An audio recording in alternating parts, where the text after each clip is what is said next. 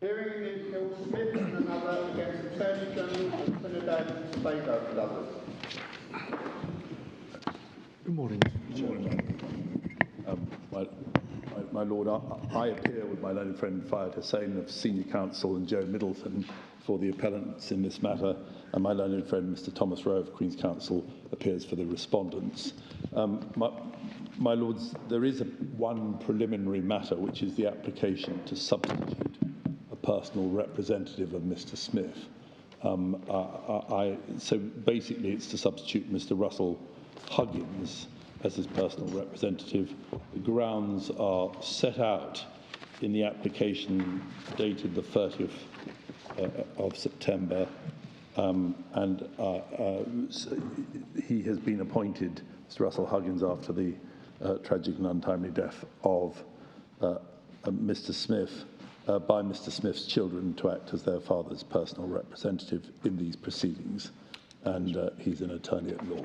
It's right that he is also a defendant in the Piarco No. 1 proceedings. We've disclosed that at paragraph 11. My Lord. I take it, Mr. Rowe, you have no difficulty with that, or do you? My Lord, there's no difficulty in principle with the notion of someone being appointed to represent the estate of Mr. Smith, the late Mr. Smith, in the proceedings. Mm-hmm. Those instructing me have raised a concern as to what actually the relationship is between Mr. Huggins and the estate. It doesn't appear to be the position that at the moment he is actually the executor, if there was a will, or the personal representative, the administrator, if there wasn't. My understanding is that those questions along those lines have been asked, but responses haven't either at all or satisfactorily at any rate been received. What I was going to propose to your lordships as a way of dealing with this, so we don't spend half the morning on this entirely peripheral issue. Well, we're certainly not going to do that. would be this, my lord, given that the other appellant's case doesn't present this difficulty because she's alive and hopefully well. The appeal is going to be argued in any event. Yes. Could I suggest that any further arguments about precisely how the appeal continues on behalf of the estate of the first appellant be dealt with in writing afterwards, and then we can do that in the light of how things have turned out? Mr. Fitzgerald, yes, I'm not inclined to take up the board's time on this issue, so we will proceed, but I will not at this stage grant the application as such, because it seems to me that we need to be clear as to the capacity in which the substitute is acting. Yes. All right. Thank you very much. My Lord, so if I can then just indicate in the case, the two main grounds of appeal are set out at 1.7 and 1.8 at page 2780.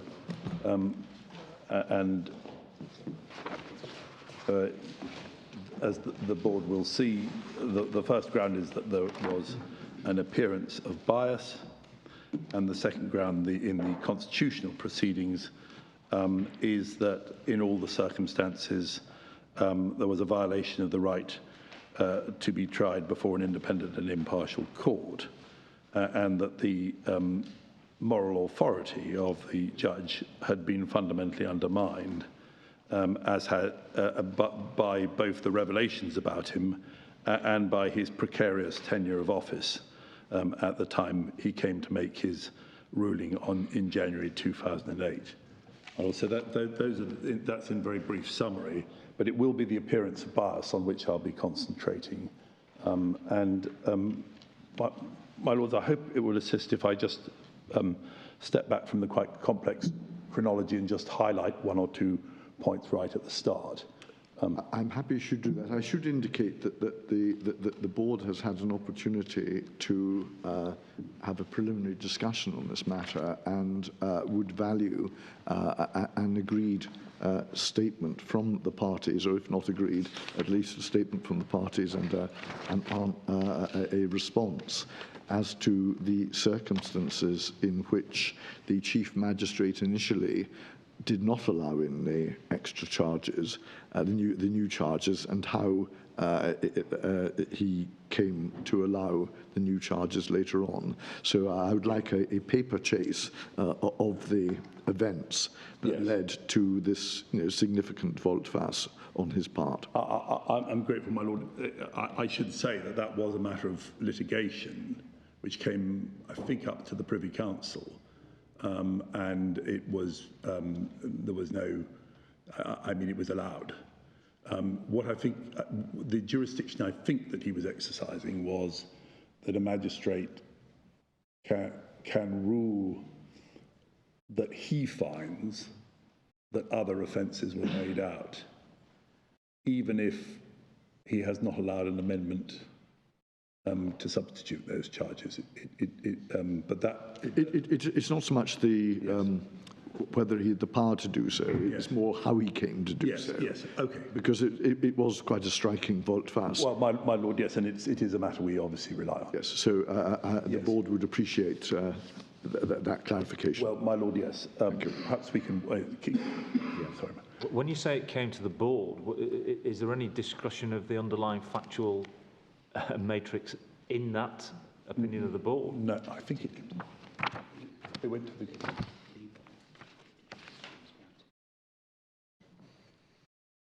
Oh, I see. So it ended in the court. It ended in the Court of Appeal. I understand. Yes. Right. But there was. I'm not aware that we've been given that authority. Could we be supplied with that Court of Appeal? Yes, my Lord. Yes. Can I then just, if I could just run through the key points that we wish to highlight just at the start. First. The first one is the judgment in the Pandey and Virgil case, which the board has at EB Volume 3, and the judgment in particular of Justice of Appeal Archie at page 874. Now, can I just, at this stage, just make the point that Justice of Appeal Archie, and this is at page paragraph 61 at page 874. Sorry, is that at 874 as well as the judgment? You've given us two 874s, but Yes. then have a look. It's midway through, I think. Oh, yes, it is, yep. Yes. Does my Lord have that? Yes. Yes. Yes. In paragraph 61 of the judgment, he sets out a number of reasons why there would be an appearance of bias in the case, so if we take it from 873, you'll see the Chief Magistrate clearly had a suspicion. So, well, if I can just take it from paragraph 60, it is true that a series of individual actions taken innocently, when juxtaposed, may present a picture that is far removed from the intention or contemplation of the actors. However, when dealing with the question of apparent bias, we're concerned with the composite picture.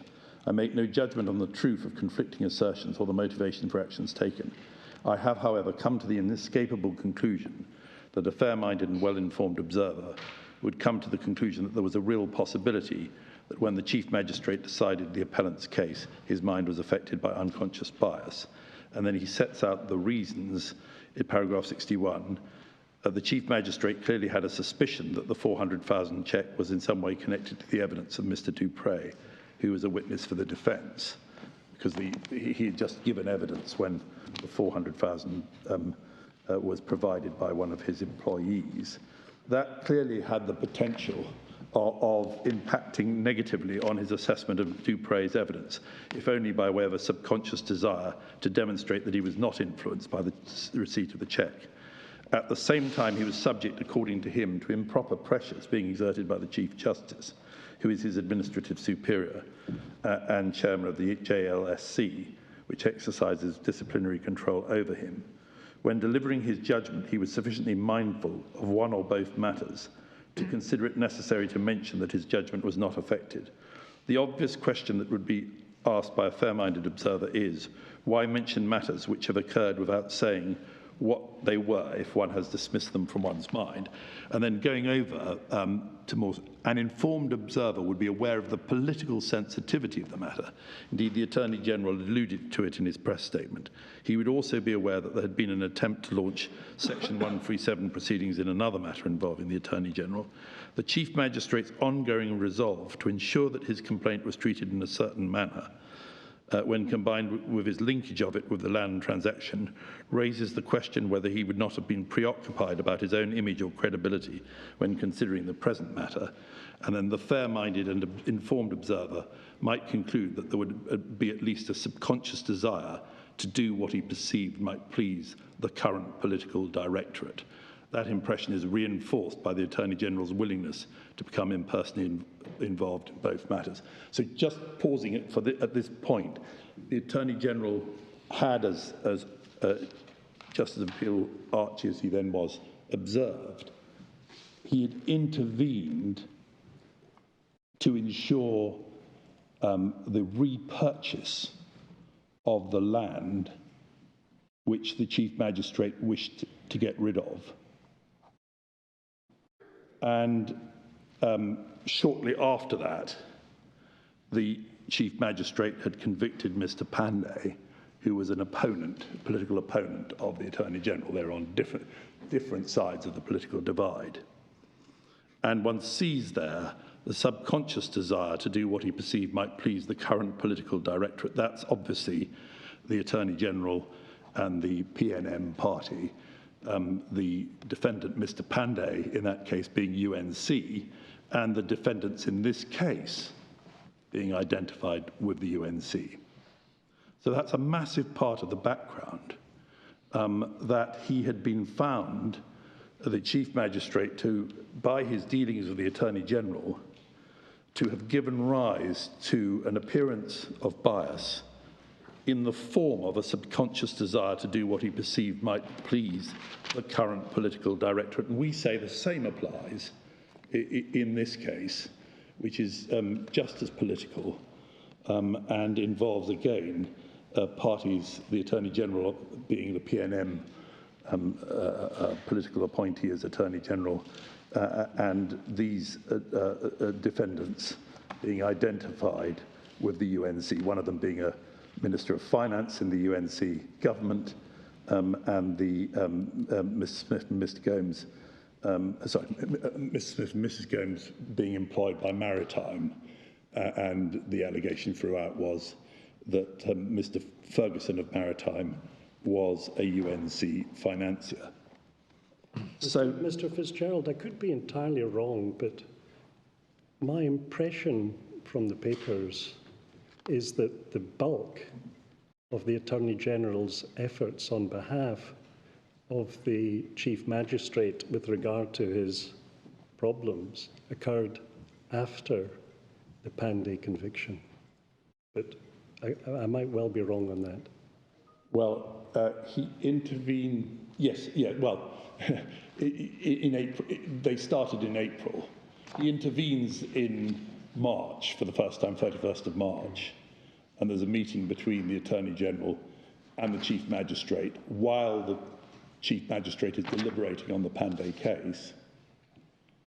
Then after that, the Chief Magistrate convicts Mr. Pandey, and then shortly after that, the Attorney General ensures the buying back of the land and intervenes.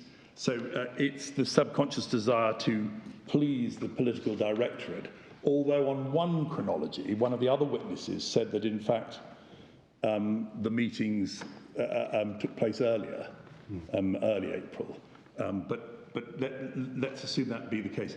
Then, as my lords observed, after that, you have the next point, which I'd take you to, the Chief Magistrate being under investigation. So can we just get the dates clear? The conviction of Mr. Pandey was what day? Is April the 24th. 24th. It's 2768 in the electronic bundle. That's the chronology. Yes, my lords, if it would assist to go to the chronology at this stage, I can do that. and you can then just get some of the dates in place. It's at 2766, so you can see that one has the purchase of land from a Clico company in July 2005. You can see the Attorney General speaking publicly about the Piarco proceedings in the 1st of December. Then the trial beginning in March 2006, and Lawrence Dupre giving evidence on the 27th of March. Then you see on the 27th of March, in the lunch break, the Chief Magistrate calls someone he knows as Tony Maharaj of Clico and arranges to sell his land for £4 million. He asks Mr. Maharaj to send a £400,000 deposit as quickly as possible. The Chief Magistrate receives a £400,000 bank draft on the 28th, and he deposited it in the bank the same day. Now, can I just pause there and stick a pin? In the Pandey case, they were proceeding on the basis of his statement then that somehow this cheque just arrives, he knows not whence. He thinks it's very suspicious and immediately calls in the cops, as it were. On the contrary, he got the draft, he paid it in, he paid off his overdraft with it. Then the bank says, oh, hang on, there's something fishy about this. And then he goes to the Attorney General and says, I'm in a frightful state. I've got to raise some money because I've had to borrow it from the bank. Then at that stage, there's the assistance from the Attorney General to him. So basically, it was an extremely generous judgment, Pandey and Virgil, to the Chief Magistrate. After he gave evidence in September, it became clear that the accounts that he'd been given about how this, as it were, cheque dropped out from the heavens and he had no idea what it was and thought it was somebody. He actually asked for the money. Give me the money fast. Straight after, the witness who was the employer of the person, Tony Maharaj, had given the evidence. So, my Lord, that is important from the point of view of had things moved on by September when the evidence was given to. So if I can just go on from there. The bank informed him there was a problem on the 31st. Then the Chief Magistrate meets with the Attorney General and says the Chief Justice tried to influence him in the Pandey trial, and he refers to the £400,000 payment. That's on the 31st of March. He then obtains a further overdraft facility and tells his bank manager he's in a bind. Then if we go on from that, the Chief Magistrate convicts Mr. Pandey and imposes the maximum prison sentence on the 24th. And then we don't quite know when it was in April, whether it was before or after, but we've assumed that it was after. The attorney... That's charitable because Mr. Montell said it was before. Yes, yes, my Lord. It may well have been before, which makes it even worse. But if it's after, it's your Lordship's absolutely right. The Attorney General meets with Andre Monte, an old friend, who's also a treasurer of the PNM. So he's a highly political figure, and discusses the possibility of HL buying the land back. And then on the 28th, Mr. Monte asked, so as your Lordship observes, it may have been, in fact, earlier before the 24th this occurred, according to Mr. Monte, asked Mr. Fifi, CEO of the HECL Group, to help the Chief Magistrate by repurchasing the land. And during the meeting, both Mr. Monte and Mr. Fifi speak to the Attorney General, who asked Mr. Fifi whether HEL can finalise the repurchase reasonably quickly, and then the Chief Justice discussed the Pandey trial and the Chief Magistrate's attempt on the 1st of May, and there's conflicting accounts of what happened. If we go on to the 5th of May, the Chief Magistrate writes his complaint about the Chief Justice. Then on the 8th of May, the Chief Justice... You say it's a coincidence that on the 5th of May, the Chief Magistrate both made a written statement alleging that the Chief Justice tried to influence his decision and also executed the sale agreement. No, we say that the two are related. It's not a coincidence, my Lord. And what do you say was plausible motive for making the allegation, whether against the Chief Justice, whether it be true or, as seems or must or may have thought, false. Yes. Well, the position is that this is a highly politicised situation in which the Chief Justice might be perceived to be more sympathetic to the UNC. The Attorney General is I mean, they're on different sides of the political divide, as it were. The Attorney General is a PNM Attorney General.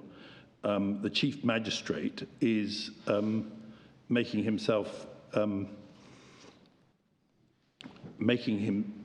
useful to the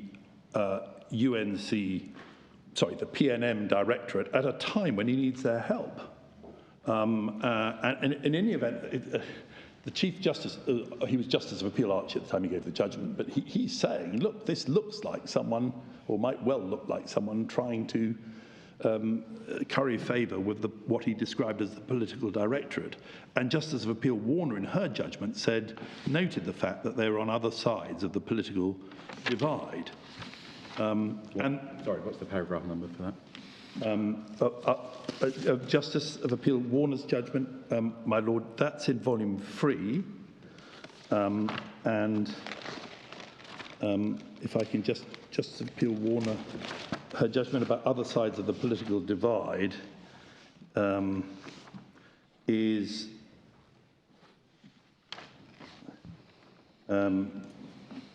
you can see paragraph 104. What page are you on? Page, I'm sorry, 967, my Lord, I'm so sorry. 967. Yes. Which judge, is this the same Pandey case? Yes, it's to say she gave a separate judgment in that case. I'm just trying to find, here we go. It's at page 966, my Lord, Roman 5. The fair-minded and informed observer would be presumed to have knowledge that the Attorney General and the appellant, that's same Pandey, were on the different sides of the political divide. Observer would have been aware the functions of the Bureau were to deal with corruption, and that the Chief Magistrate would not have taken the serious step of reporting the check to the Attorney General unless he had given considerable thought to that course of action. In the light of the sensitivity of the case, the fair-minded and informed would be concerned that the deliberations between the Chief Magistrate and the Attorney General were not at arm's length. Applying reasonable standards of propriety but not being unduly suspicious, he would appreciate that several matters were discussed which may have had a bearing on the case. The Attorney General in his press release chose to be vague about them. The matter went further. According to the Attorney General, it was only after the decision was handed down that the Attorney General concluded that there was no further cause for action at that time. Yes, so the Attorney General took it upon himself to be the investigator into whether there was anything improper about the receipt and paying in of this 400,000. And shortly after, the Chief Magistrate has convicted the Attorney General, I think on the 11th of May, says there's no cause for further action. I mean, it's all set out in the case. I think it's also right, isn't it, that at the meeting between the Chief Justice and the Chief Magistrate on the 1st of May, the Chief Justice, at least on his account, had told, or I think maybe on both accounts, had told the Chief Magistrate essentially you're going to be in trouble over this land transaction. Yes, exactly. He said, yes, he did say that, my Lord, that's absolutely right. And indeed, the Chief Magistrate refers to that fact.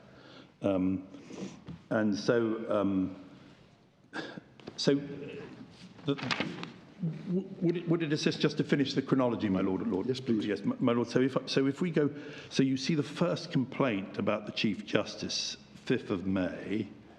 Then the Chief Justice makes a statement to the JLSC about the Chief Magistrate's land transaction. So you see that. And Mr. Justice Stolmeyer is instructed to investigate. 11th of May, the Chief Magistrate provides a further statement for the Prime Minister about his allegations against the Chief Justice. And then you see that on that same day, if we go over the page, the Attorney General issues a further press release. Oh, no, no, he denies. But on that same day, he also said that there was no cause for further action. And what's the page reference for that? The page reference for that, my lord, is... would your lordship just give me 1 second? It's 11th of May, yes. It's at SFI 491 EB 2748. 2748. Yes. Attorney General announced in a public statement his decision not to take the matter further. That's on the 11th of May. That should be in that chronology there, if your lordships would care to add it.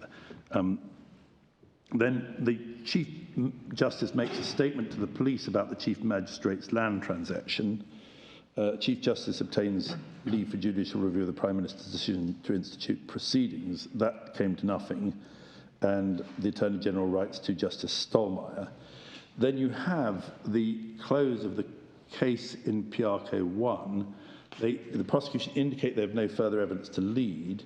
They apply to amend the charges.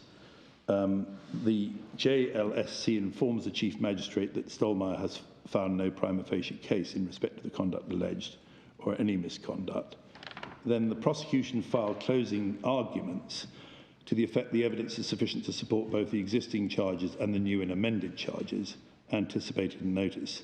The Chief Magistrate tells the Piarco Defence Counsel to make any no-case submission in relation to the existing charges, i.e. he's not going to consider the amended charges.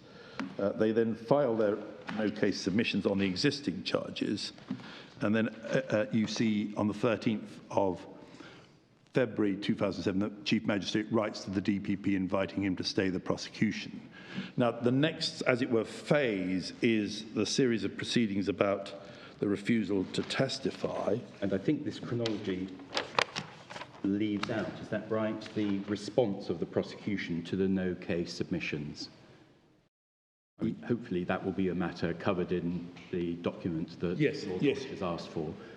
Yes, well, the no-case submission, we've certainly got the submissions of the prosecution in volume 7 on whether there was a case to answer, and I can give you Lordship's that reference. It's from page 21, closing arguments on behalf of the prosecution. That's from 2153 onwards in the E bundle. You can see highlighting page 2154 that Mr. Brian Crichton was the Minister of Finance.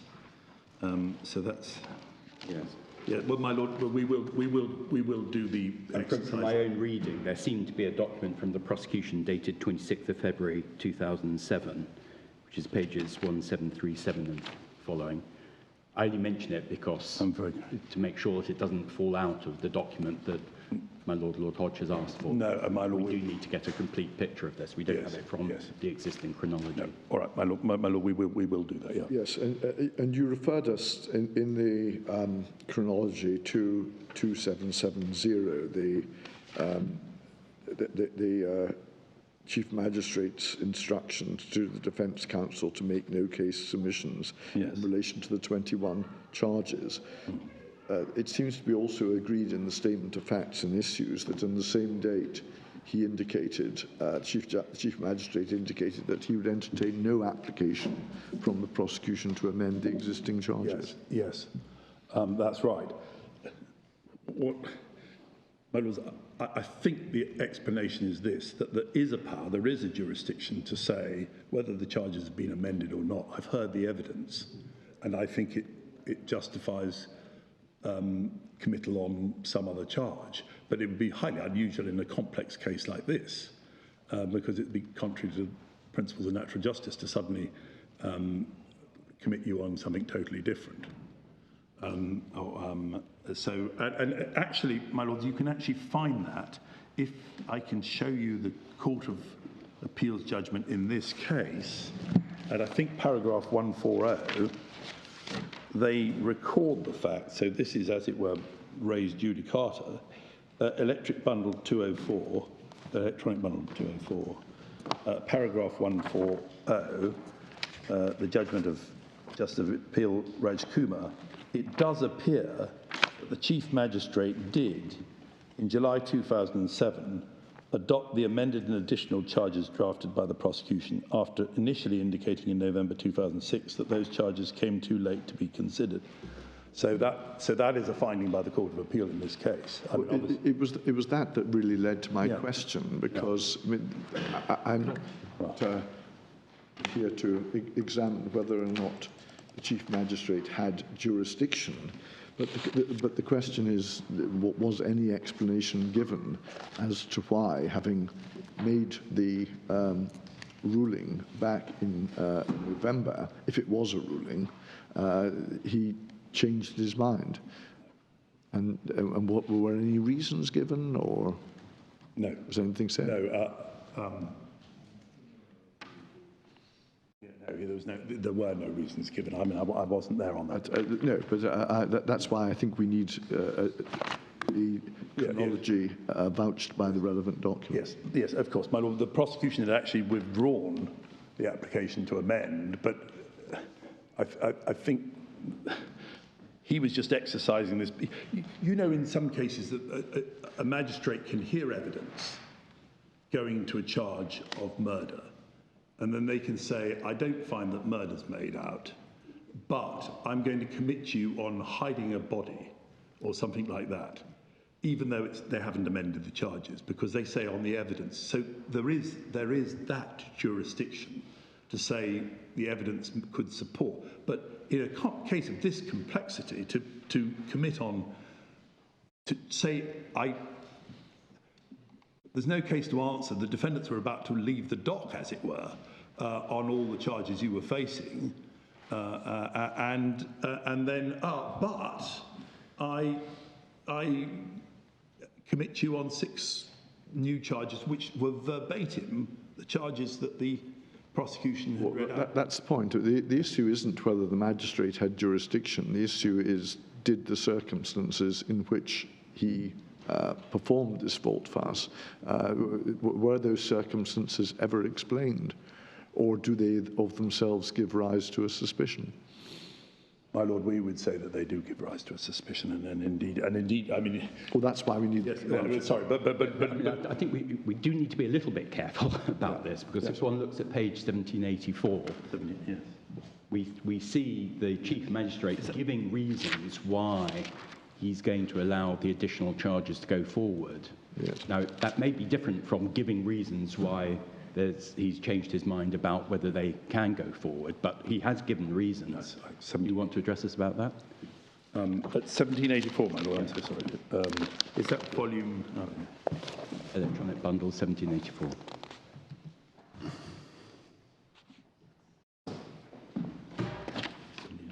I'm so sorry, my lord.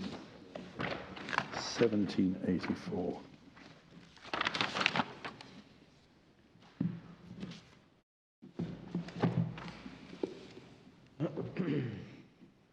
Yes. Yes, so he says, that's not the end of the matter. Yes.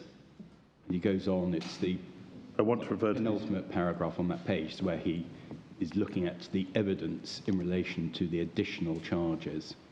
And he seems to adopt submissions that have been made to him. That's why I became interested in the document, not referred to it in the chronology. Yes. Document of the 26th of February, 2007. Yes, I think that's the document where Mr. Jenkins had, for the prosecution, had said you could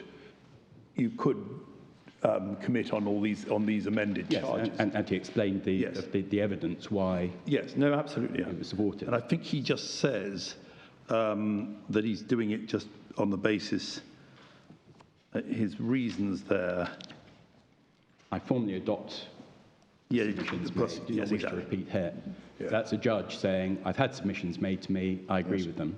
I think they were submissions they certainly don't appear in the no case submission. Yes. One sees 17. Well, you might want to collect your one thoughts sees that on this at some stage. Yes, my lord, yes. The relevant submissions, so far as I can tell, but we are looking to you for assistance. Yes, of course. Are at page 1737 and following.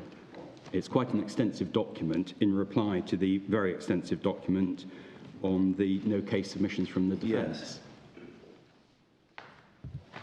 Yes, my lord. If you haven't looked at it recently, you probably better not do it on your feet. I think I better not. Speaking for myself, I will need some assistance with No, of course, I'm very grateful, my lord. The position then, if I can I go on from there on the chronology, because whatever he did or didn't do, we say that the other grounds are all made out. The court will see there's the refusal to testify. This is at page 2771. 5th of March, Chief Magistrate makes a call to Mr. Peterson, and at court, the Chief Magistrate goes into the witness box. Now, we know that the Attorney General, yes, you can see that on the Attorney General on the 23rd of February meets with the Deputy DPP to discuss the Chief Magistrate's reluctance to testify against the Chief Justice. So he intervenes there, and that intervention was described as unfortunate by Warner, Justice of Appeal Warner, in her judgment in relation to the and that's at page 970.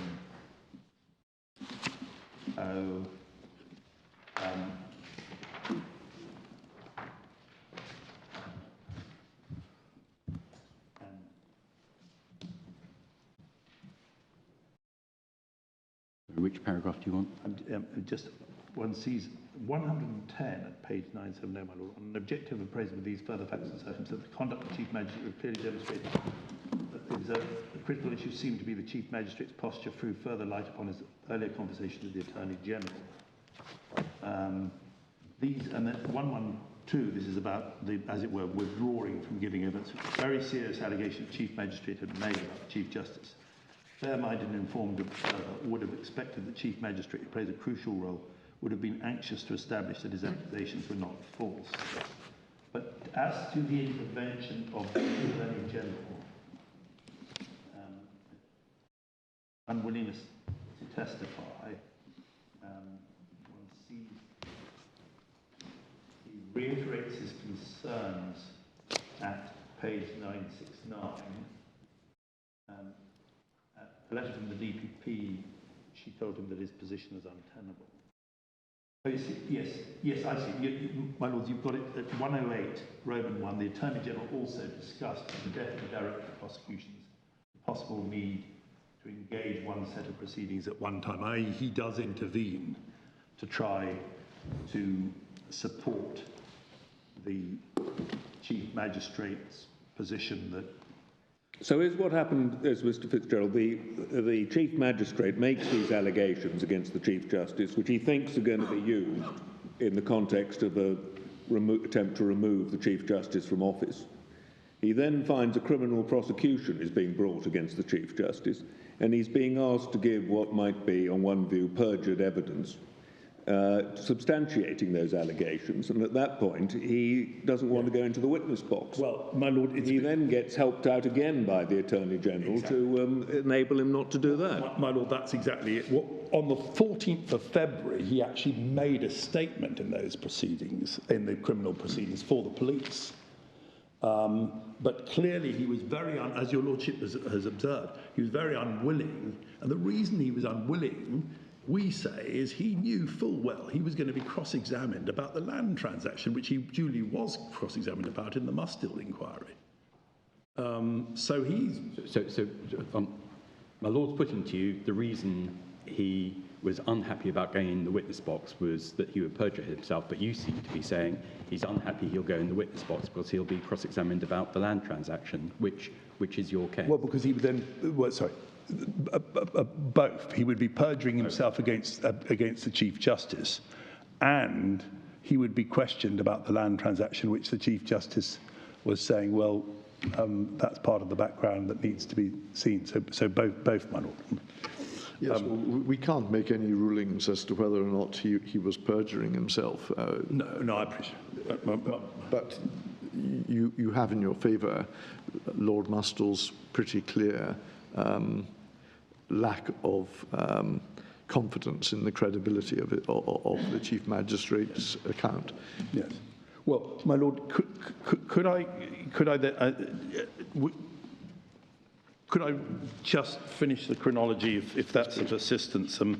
That you see that he refuses to testify. That's at 2771, and the Attorney General meets to discuss it. He intervenes again there. Then there's the disciplinary investigation initiated against the Chief Magistrate. And he provides a written explanation. That's at the top of 2772. The Court of Appeal allowed Mr. Pandey's appeal in April. Then a tribunal is appointed to look into the Chief Justice. Then there's the ruling on the no-case submissions. He discharges the Piarco 1 defendants on all 21 of the original charges, then rules as a case to answer in respect of the 7 amended charges and the 3 new charges. Then he calls on the appellants to answer the 10 amended and new charges, and then on an application by 2 of the corporate defendants, leave is granted for judicial review to answer the amended and new charges. So that's the High Court challenge. Then there's the confirmation of disciplinary charges against the Chief Magistrate. Now, this is important in our respectful submission, that the JLSC not only say that they're going to have preferred charges against him, but also, and this is, I think, at volume 4, 1097, as set out there, they also say that he should be, that they propose to interdict him. And if I can, I think that's... Can I ask for the electronic bundle page for that? Yes, 1097. 1097, yes. Yes, that's the, I'm just trying to find the exact page. Yes, your lordships will have 1097 to 1098. And you'll see at 1098, the Commission also proposes to interdict you from duty on full salary. Now, therefore, the position of the independent commission is he's not fit to continue adjudicating. But he immediately starts judicial review proceedings, which are ultimately unsuccessful and end up in the McNicolls case in the Privy Council, which your lordships have at volume 3 at tab 20, page 3484. But just pausing there for a moment, that the independent JLSC think he's unfit to carry on his job. And yet he then, in December, despite recusal application, is carrying on the job. And the only reason... I'm so sorry. Yeah, sorry. Probably should have read this judgment already. You're referring us to a judgment of the board. Yes. What was the effect of that? The effect of that was that his judicial review was unfounded. They refute that. But it was sometime later. You can see it at page 3498. In any event, it appears to the board the appellant has a case to answer, and the appellant is the Chief Magistrate. Yes, we see it 3486, the 4 issues before the board, yeah, in paragraph 3 of the board's judgment. Yes, I'm obliged, my lord. So my lord... and I'm so sorry, is this in the chronology, or this is something supplementary to the chronology, this judgment? Yes, it's supplementary. Let me just see. Yes, no, it's in the chronology, my lord. 2775. Yes, my lord, yes, it's 2775. Yes, it's in the chronology. But if I can just go, so then he gives evidence to the Mustill inquiry, and there is a summary in the SFI of his evidence to the Mustill inquiry. And the summary of his evidence to the Mustill inquiry in the SFI is, I think, paragraph 25. No, that's not. No, no. The evidence. That's no. That starts at 2756. Yes, sorry. He gives evidence to the inquiry, and you can see the summary of his evidence. Sorry, at SFI 17. This really is important. If I can just invite the board to read it, and perhaps I can highlight. Can I just have the electronic page? 2757. It starts. Thank you, my lord. So. So we're there at the trial of Mr. Pandey at Roman 1 there, and Mr. Pandey calls Mr. Dupre. He gives evidence. He was cross-examined to the effect that the money paid into the Pandey's account was a bribe to obtain a valuable concession from the government, rather than the scholarship for the Pandey's daughter. As the Chief Magistrate went for lunch that day, he knew that Dupre was a vital witness. After lunch, so that's on the same day, the Chief Magistrate called Mr. Maharaj, that's Mr. Tony Maharaj, who we've got a reference to at para 69 already, that he recalls he received a telephone call around the 20th of March from someone called Tony Maharaj of Clico. Well, Clico is the company of the witness, Mr. Dupre. Tony saying he was willing to buy the land the Chief Magistrate was trying to sell for 4 million. And then going back to 2757, one sees that Maharaj confirmed that he wanted to proceed with the sale of his land with a payment of 400,000 by way of a deposit. He'd offered to buy the Chief Magistrate's land for 4 million. The land had been on the market for 6 months, so this was the only expression of interest. The Chief Magistrate was in debt with a 3.8 million loan facility. His bank account was overdrawn, and he was incurring charges for having insufficient funds. When he spoke to Mr. Maharaj, he asked to be paid deposit as quickly as possible. Before he received the 400,000 payment, the Chief Magistrate said he sent a copy of the deed for the land to Mr. Maharaj. He told the tribunal that this was a certified copy of the deed that he'd been given in September 2005, which was exhibited to his statement. The Chief Magistrate was then shown the exhibit and confirmed that the copy of the deed had in fact been certified on the 5th of June 2006, so that's after the receipt of the money. He confirmed the same document had been exhibited to a statement made by Mr. Maharaj to the police, in which Mr. Maharaj said that this was the document the Chief Justice sent him after he called the Chief Magistrate, to discuss the purchase of the land. So that plainly is a fraudulent deed. The Chief Magistrate was unable to say where he or Mr. Maharaj had obtained this document. The Chief Magistrate held the land at Millennium by way of a lease, subject to a covenant, prohibiting its sale without the lessor's consent. He didn't seek the lessor's consent to sell the lease. The 400,000 was brought to the court building on the 28th of March. There was no written agreement for the sale of the land. It was put to the Chief Magistrate the payment had nothing to do with the sale of this land and was in fact a bribe. He denied this. He accepted he provided no receipt for the payment, but then when he received the payment, it never occurred to him that it was a dubious transaction. The payment was from the Caribbean Money Market Brokers Limited, a Clico company, not from Mr. Maharaj. And of course, Clico is Dupre's company. Chief Magistrate assumed that Mr. Dupre, who had just given evidence, was a director. But he told the tribunal that he never took any money from Clico or Mr. Dupre's company. I took a 400,000 cheque that was sent to me as a deposit for the sale of my parcel of land. He took the draft to his bank and deposited it on the same day. So far from the account that he was giving to the Attorney General beforehand of this landed, I thought it was suspicious and I called in the authorities. He actually banked it. The bank wrote to him on the 31st of March to say that there was a problem with the payment, and the bank also called him about the issue. By this point, the funds had already been credited to the Chief Magistrate's account, and he'd used the money to pay down his overdraft and to pay interest on the loan. And then on the 3rd of April 2006, Chief Magistrate went to see his bank manager. I told him I was in a bind. I needed the money, 400,000, that I utilised the proceeds of the cheque. I wanted to pay it back, and I wanted the bank, the bank provided the chief with a cheque for 400,000 made out to Anthony Maharaj, which the magistrate sent to him.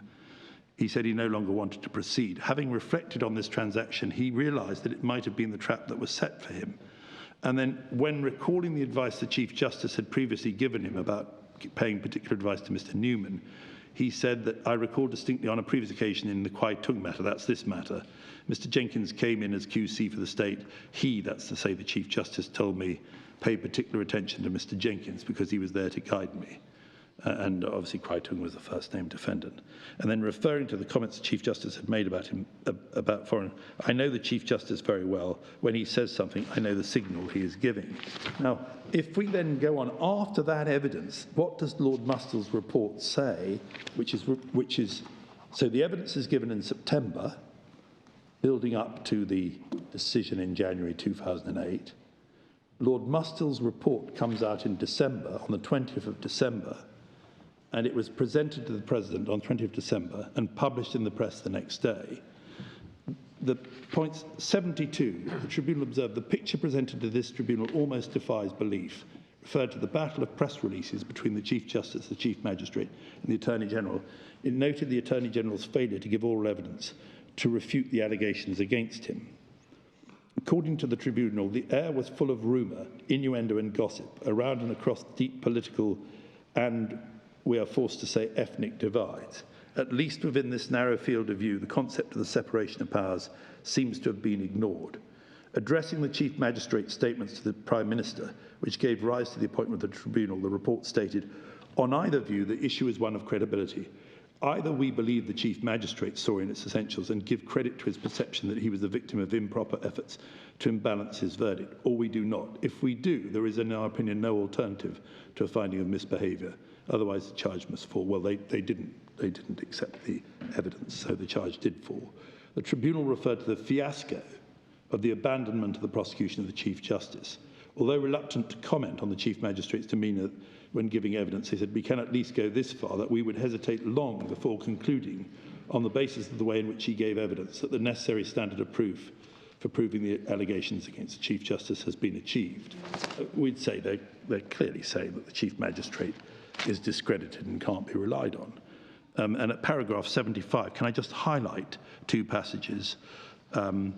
They say the accounts of the meetings between the Chief do not ring true.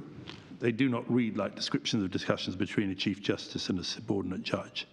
There were no suspicious circumstances surrounding the Chief Justice's evidence at all, on a par with those overshadowing the accounts given by the Chief Magistrate. The whole subject of the Chief Magistrate's conduct is shrouded in mystery, which we've been unable to dispel. And they go on about, there is the long interval after the oral complaint to the Attorney General before it is put into writing. No satisfactory explanation has been given, nor has been an explanation for the Chief Magistrate's failure, which the Court of Appeal regarded as culpable, to convey his misgivings to counsel, either at the trial, which had ended only a week before, or during the 3 further weeks when the decision was under advisement. Equally hard to explain is the way in which the story seeped out by degrees. Again, and hardly least, there was the remarkable story of the Chief Justice's trial. There is no explanation of the Chief Magistrate's last-minute change of heart, which can leave his credibility untouched, and indeed none was offered by him in his oral evidence. But whatever the state of affairs, this episode seriously shakes the confidence which we can place in the Chief Magistrate's testimony. So, my lords, just looking at it this way, his evidence to the Mustell Tribunal was, on any objective view, an admission of involvement in an extremely, I'd say, questionable transaction. We would say, obviously dishonest. But he was definitely involved in that. It's clear that the Attorney General stepped in, firstly, to help him out with the resale of the land, and secondly, then to say there's no case against him, as it were, in respect of, and matters will not be taken further, which he said on the 11th of May. Then we go on from that to the evidence which is in September, to December. The appellants and their co-defendants make an application that the magistrate should recuse himself. And they refer to the Pandey history. They refer to what the evidence that he'd given to the Mustill Tribunal as undermining his thing. And then in writing, after the Chief Magistrate, after the publication of the Mustill report, they put in writing further submissions relying on what the Mustill report said. And they basically say two things. He's clearly beholden to the Attorney General, as has been demonstrated by the history, and therefore there's an appearance of impartiality. And he is not a fit person to adjudicate on them. By that stage, the JLSC had wanted to interdict him, but had been stopped by judicial review. He'd given his dishonourable explanations to the Mustill inquiry. He had not really been believed by the Mustill inquiry, which had made some pretty damning statements about him. And yet, after they say, please, and I'll just show you that, they say, please disqualify yourself on all these grounds. And yes, you can see it's at the submissions that are made are at volume 2, 337 to 338 for a start. So volume 2, so they make these submissions saying, in the light of all this, please recuse yourself. So you can see the written submissions, which are in elaboration of oral submissions. You can see at page 336 at the top, they're dated the 21st of December, so it's just after the report of the Mustill inquiry. And you can see at page 1A, received significant financial and other advantages and favours from the former Honourable Attorney General, who had a well-known and publicly declared interest in the successful prosecution of the charges into which the CM was then and currently is inquiring, was incurably contaminated by the appearance of bias, and B, that the judicial integrity and worthiness has been called into question by the JLSC. She initiated proceedings against him, so that neither the defendants herein nor indeed the public at large could be reasonably confident he was a fit person to continue to perform the functions. And then they refer to the submissions of Gillian Lucky, who's now a judge in Trinidad, counsel for the defendant, submitted that there were further reasons why he should recuse himself. A tribunal inquiry under Lord Mustill has been appointed under Section 37, and then she referred to the context and to the remarks, to the statement about being guided by Mr. Jenkins. And then it sets out all the evidence that he gave to the Mustill inquiry at pages 338 to 339, and makes all the points which I've respectfully been making about the suspect and deeply questionable nature of the receipt of the 400,000 in the light of the evidence he'd given to the Mustill inquiry.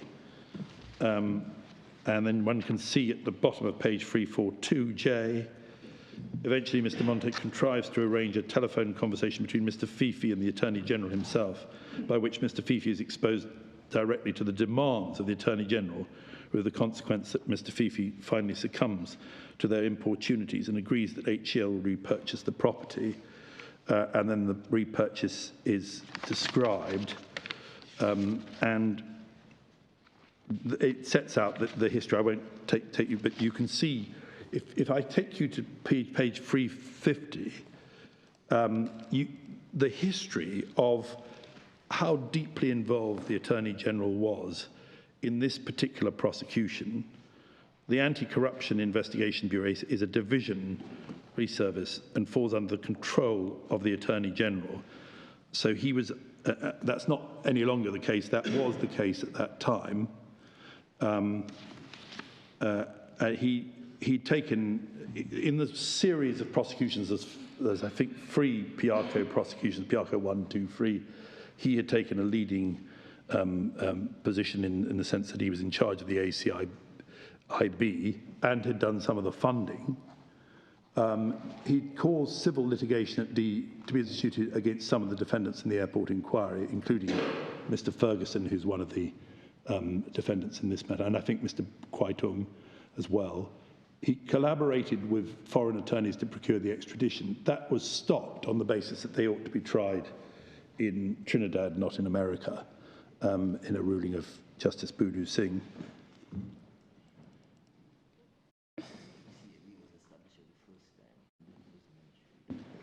Yes, my learned friend rightly draws my attention. The ACIB was set up under Mr. Jeremy's ministry, the Anti-Corruption Investigation Bureau.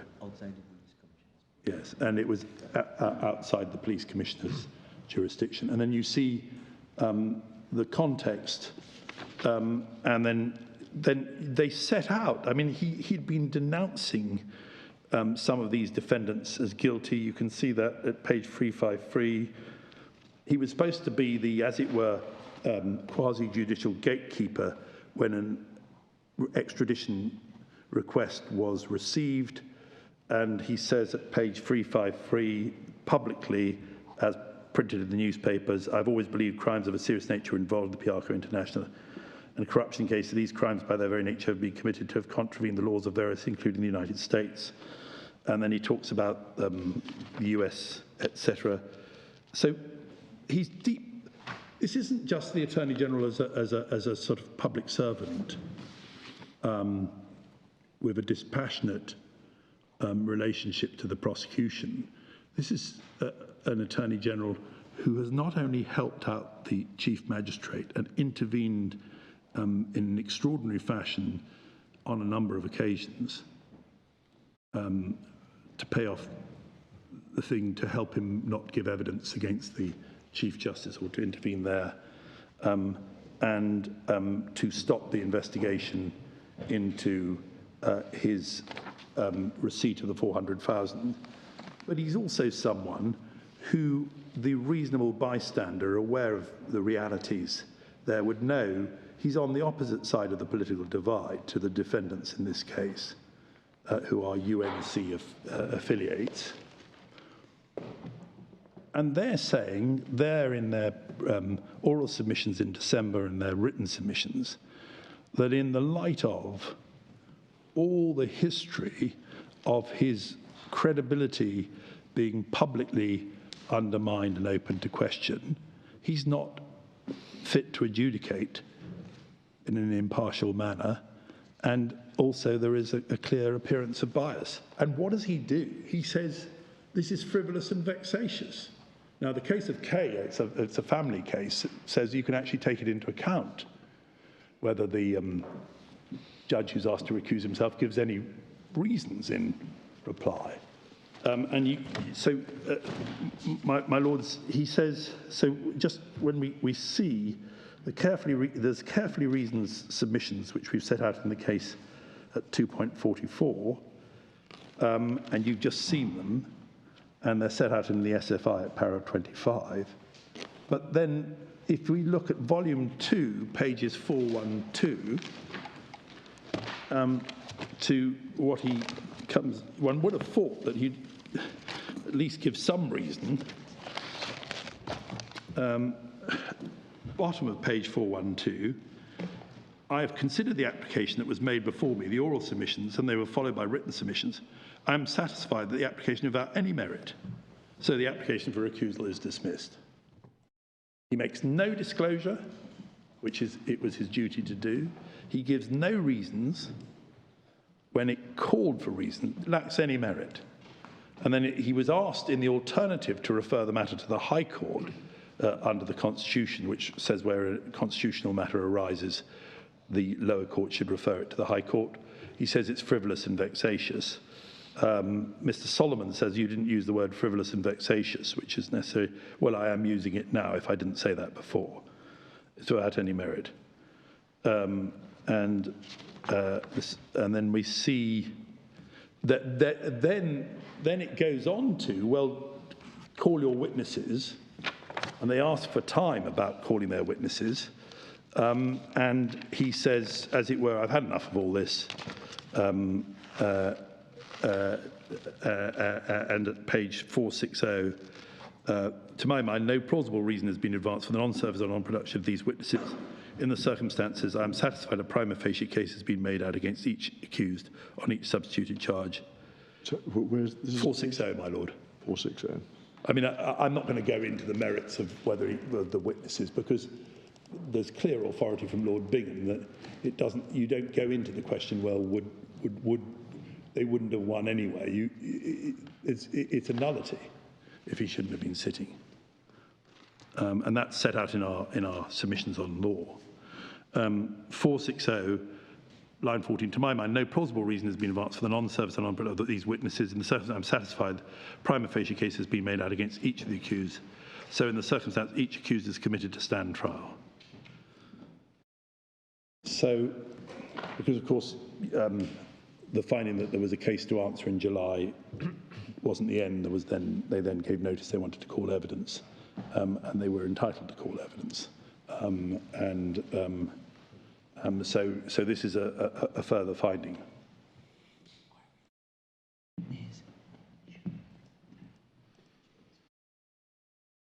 Yes, the inquiry on the prosecution case had lasted 200 days, I understand from my letter. Sorry, what does that mean? That there had been a court procedure for 200 days? Yes. At the magistrate's court? Yes, my lord, yes. So, my lords, that's the broad figure. Now, if I can then just, against that background, summarise, we say the Pandey and Virgil thing is, as it were, the first blow against the Chief Magistrate, but at that stage, he is maintaining a story and an account which is discredited by his own evidence in September, and that's April 2007. Then the Chief Magistrate comes under investigation from March 2007 onwards, and for not giving evidence in the case against the Chief Justice. You've seen, the court has seen, that in August he was notified of an intention to interdict. That's at SFI para 65, page 2755. Then you have his evidence to the Mustill Tribunal in September 2007. And we say, as the board has really seen, that was a series of devastating admissions or awkward explanations, which totally discredited the suggestion that, as it were, he had no idea where this cheque had come from and he immediately returned it. He actually paid the money in, and it was only the bank that questioned it. And then in May, on the 11th of May, that's the Mustill Tribunal. Yes, that's against the background that the Attorney General had said on the 11th of May, without any proper inquiry, well, there's no case against him. That's we set that out in the case at 7.3, page 2803. And then the court has the fact that he was criticised by the Lord Mustill report in December of 2007. Can I just ask for a point of information? The evidence given to the Mustill inquiry, was that given in private sessions, or was it public? No, I think it was public, my lord. I think it was public and on oath. Thank you. And we do have it, my lord. You can see him being cross-examined at some length. But yes, Yeah. I just wanted to check. Yeah, my lord. So yes, and that's how they were able. I think they knew what was going on. And then, my lords, really to come to the point that the court has raised with me, we say if you look at his behaviour in this case, firstly, he inexplicably reversed a decision not to entertain amended charges. And I've shown you the Court of Appeal in their judgment at paragraph 140. My Lord, I recognise that I must deal with the point that my Lord Sales has raised, and I apologise. Yes. I don't think the Court of Appeal said it was inexplicable. No. They noted that there was a change. Yes, they did. Yes, your Lordship's right. But he found a case to answer on the amended charges that he'd earlier refused to entertain and which had been abandoned by the prosecution. That's SFI at paragraph 19 and 21. I think that's 2738 in the SFI. Yes, 19 and 21. Yes, one sees there at 19 at page 2738, about two-thirds of the way down, paragraph 19, Mr. Jenkins confirmed the prosecution would proceed without amendments. It confined their no-case submissions to existing charges. And then on the 9th of July, paragraph 21, discharged them on all the 21, and notwithstanding the earlier ruling, the Chief Magistrate then proceeded to rule there was no case to answer in relation to what he referred to as substituted charges, and he cautioned the defendants on those charges. And you have the original charges at paragraph 22 and the amended charges. The amended charges. So the original charges at paragraph 14, I think, and then the amended charges at paragraph 22. I'm so sorry. Secondly, and this is the point I just made, he was presented with carefully reasoned submissions that he should recuse himself, and the reference to there to the and you've got that in the case at 2.44 EB 2792. And you've seen from 337 onwards in the electronic bundle those detailed submissions. But he simply dismissed those submissions on the 7th of January without giving any reasons. And he likewise dismissed the application that he should refer the matter to the High Court for constitutional redress. Can I just finish this? Thirdly, although he was under disciplinary investigation, he simply ignored an application that he should adjourn the proceedings until the disciplinary proceedings were concluded. That's in the case at 2.48. Sorry. Sorry, in your case, but not in the chronology? Yes, it's in the case at 2.48. Could you check? So my question is it in the chronology? My Lord, can I just... Or do we need to add that? Can I just check that, my Lord, whether it's in the chronology?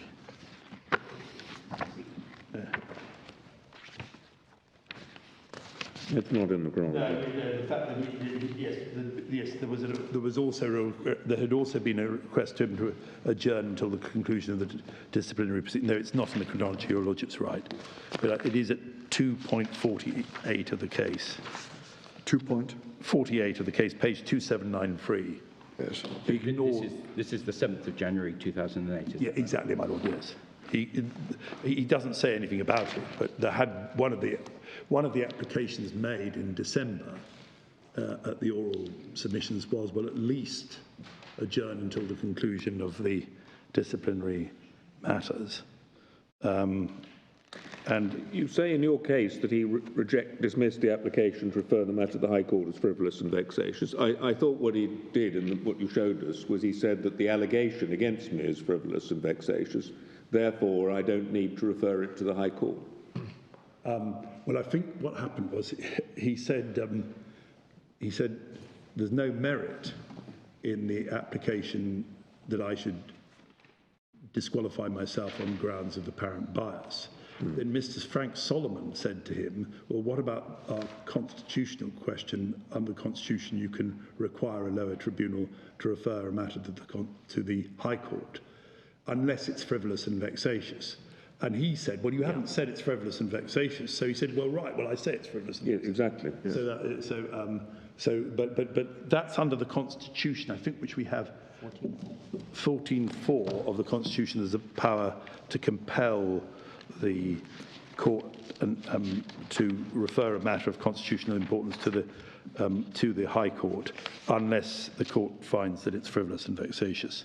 Yes, may refer to the High Court and shall, if any party to the proceedings request, refer the... Sorry, were you reading 2862, my Lord. I'm so sorry. So 14.4 So this is the jurisdiction that's being invoked. Oh, thanks. And you... Yeah, yeah.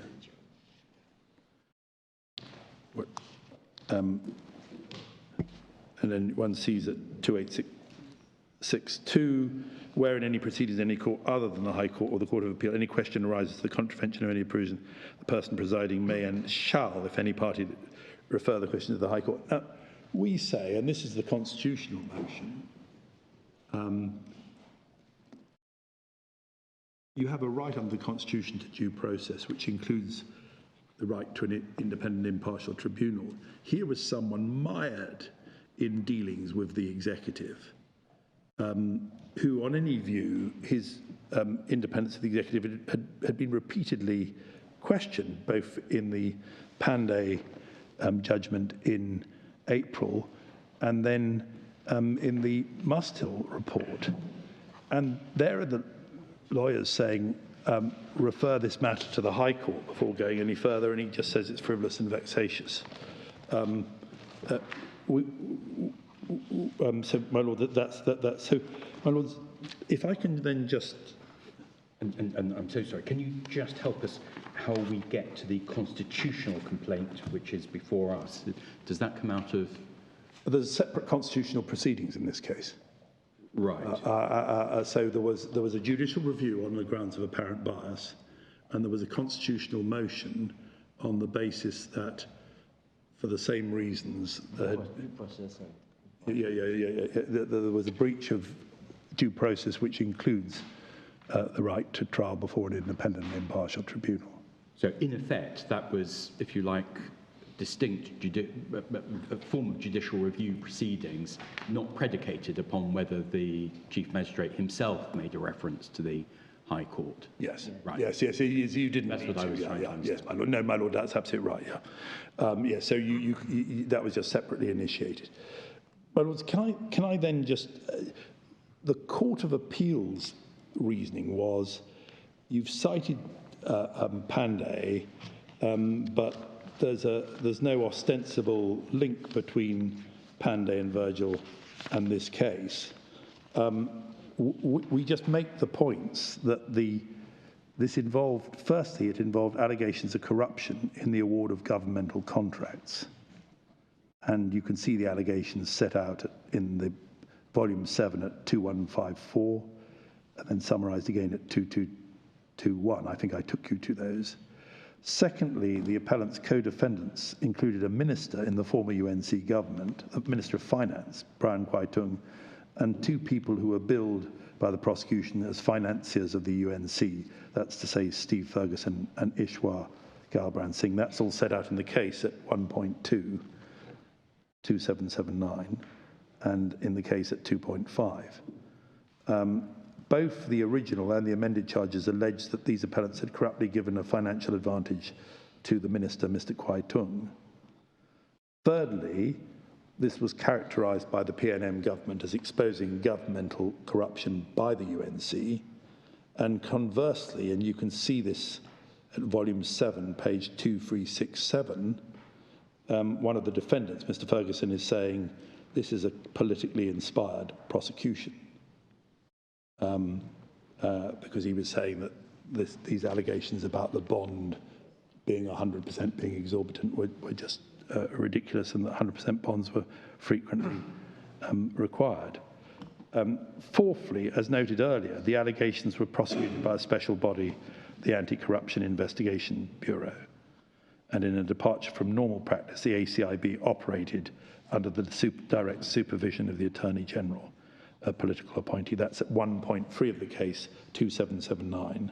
So could you summarise that point again? So, my Lord, the allegations were being prosecuted by a special body, the Anti-Corruption Investigation Bureau. Was that unusual, or? Well, it was a new... It was a new body. Simply a new body for this purpose? Yes. Yes. Well, but it was, yes, essentially, and it wasn't under the DPP, it wasn't under the normal Commissioner of Police, it was under the personal fiefdom of the Attorney General, who was Mr. John Jeremy. as my learned friend points out, it was established for the first time under him. So it was his baby, as it were. I'm not saying that there might not be grounds, but it's a fact that he was personally involved. We've set up many of the his general role. The Anti-Corruption Bureau was set up by the PNM government and comprised a number of police officers under the Attorney General, and the complainant in this case was one of those ACIB officers, Senior Superintendent Piggott. That's all set out in the case, I think, at 1.32779. Also, and we've got this in the bundle at volume 3, page 923, this Attorney General had made a number of statements effectively predetermining the guilt of some of these defendants, albeit I accept in other proceedings. And so if you look at, if I can invite forward to look at volume 3, page 923, you'll see that there the Attorney General, yes, there's a number of reports of, there was an attempt by the US to extradite, which ultimately foundered when the Mr. Justice Bunu Singh ruled that the matter should be tried in Trinidad, not in America. And that was to extradite whom? Extradite Mr. Ferguson and Mr. Galbran Singh, who are two of these defendants, for charges in relation which overlapped with Piarco number 2. But I'm just trying to show the board the political flavour. So he calls a press conference, and this is reported in the Daily Express on the 1st of December 2005, and makes a public statement about, I've always believed that serious crimes were committed. That's the left hand, 2/3 the way down, yes. Yes, my lord, yes, absolutely. Yes. Yes, and you can see more of the same over the page at 924, more of the same at 925. Now, in the earlier challenge to his authority to proceed these featured, it's right to say in disclosure to the court that the Court of Appeal held that this wasn't enough to found bias on his part, but they did describe his behaviour as overzealous. And I think Mr. Justice Barrow in the court below, and we've got that judgment if the court needs it. Can you just give us the paragraph number? Yes, it's, I think it's paragraph 50. Is it? I think it may be paragraph 58 of the judgment in that case. Yes, overzealous. Paragraphs 47 and 48 of the Court of Appeal's judgment in that case, which was a challenge to the ATP. So, which is at what electronic page? Sorry.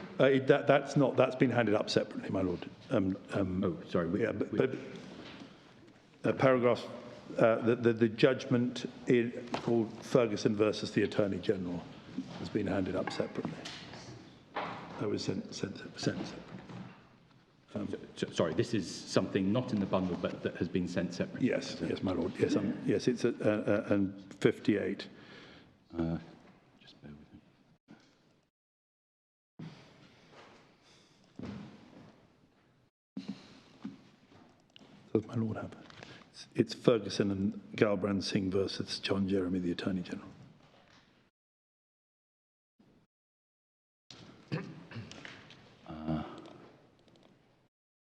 I don't think it's made its way to us, so Okay.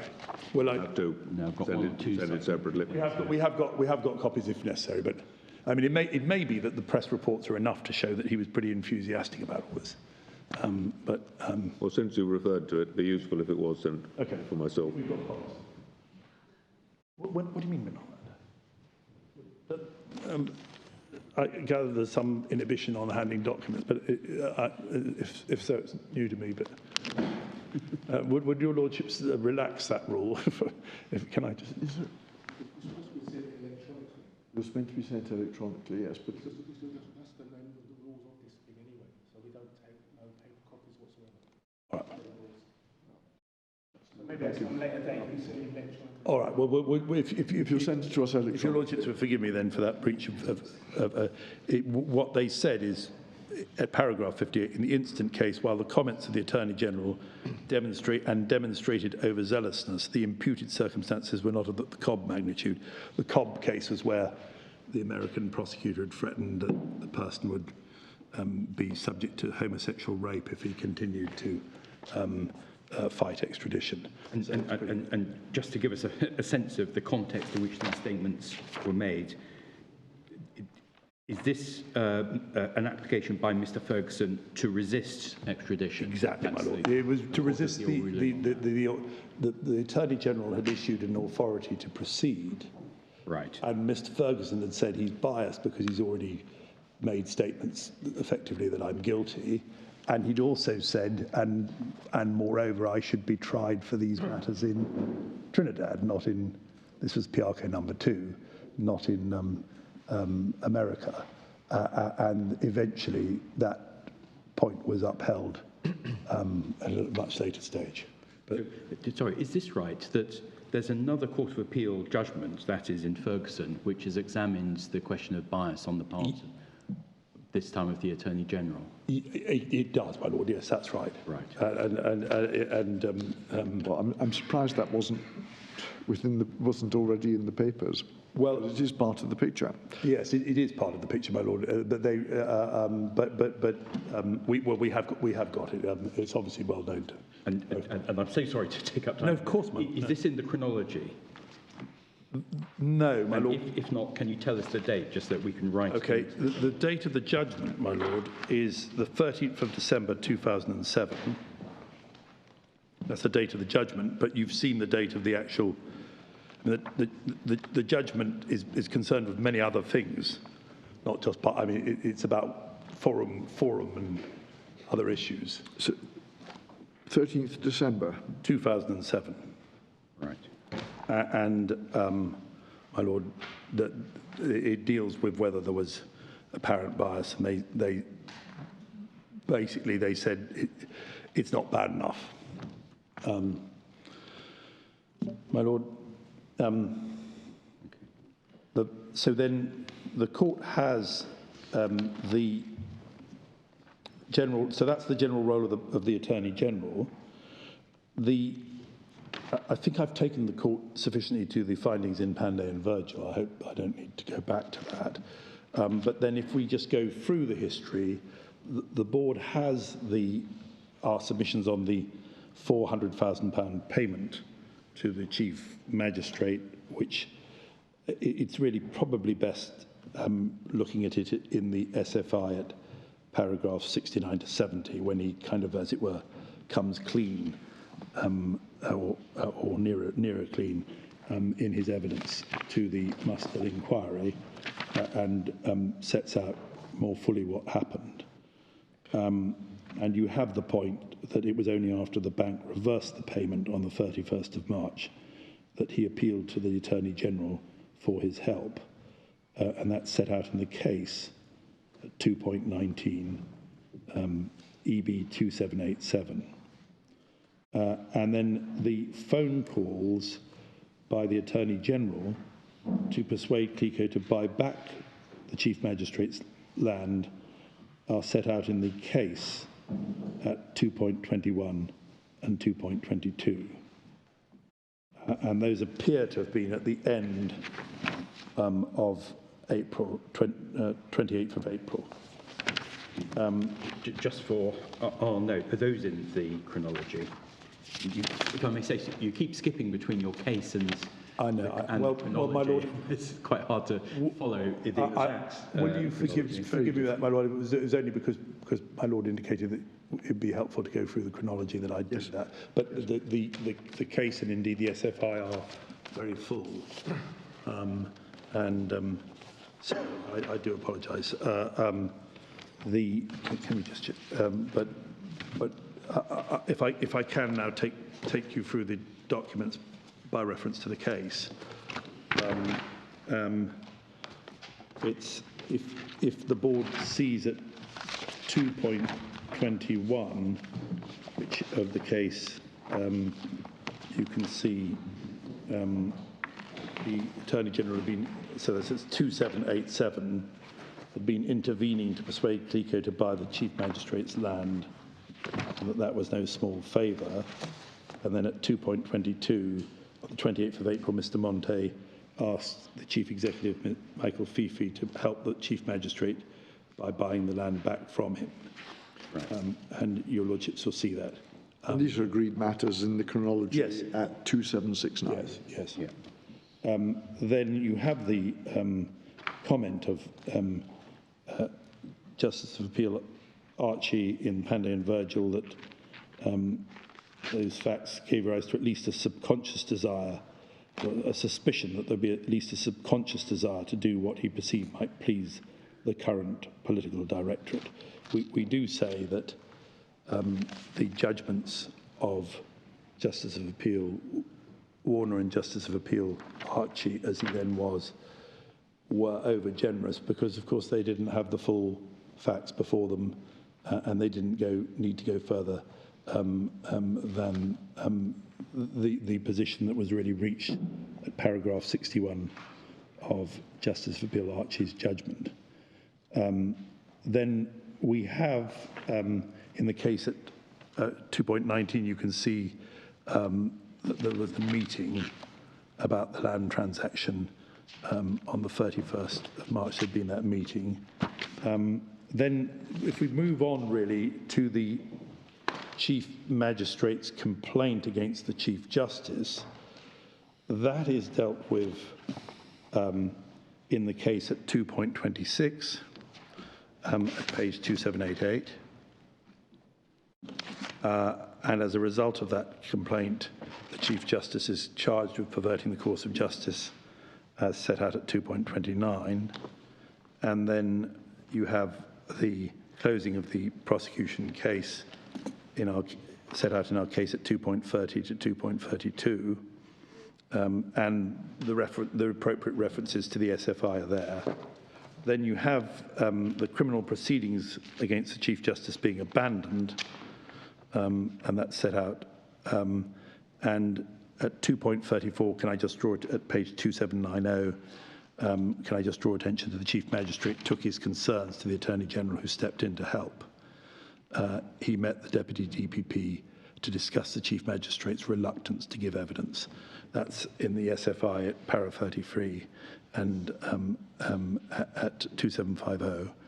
And then you have the disciplinary investigation initiated against the Chief Magistrate in March. You can see the Deputy DPP writing to the Chief Magistrate that, as early as that, saying your position is untenable.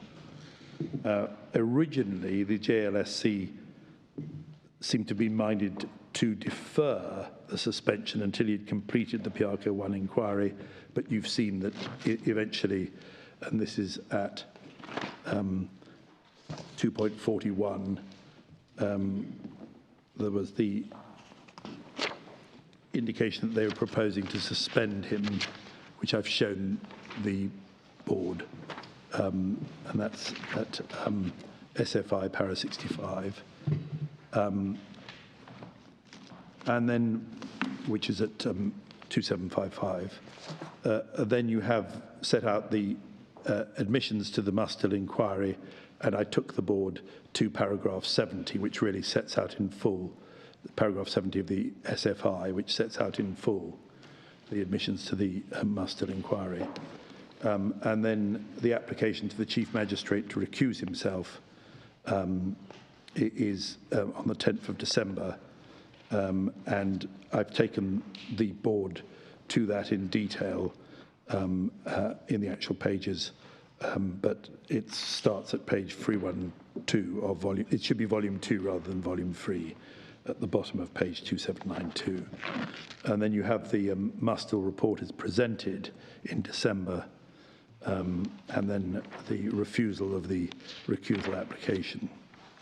We've set out that the Chief Magistrate filed an affidavit in the constitutional motion, we say that there's not really much to his protestations.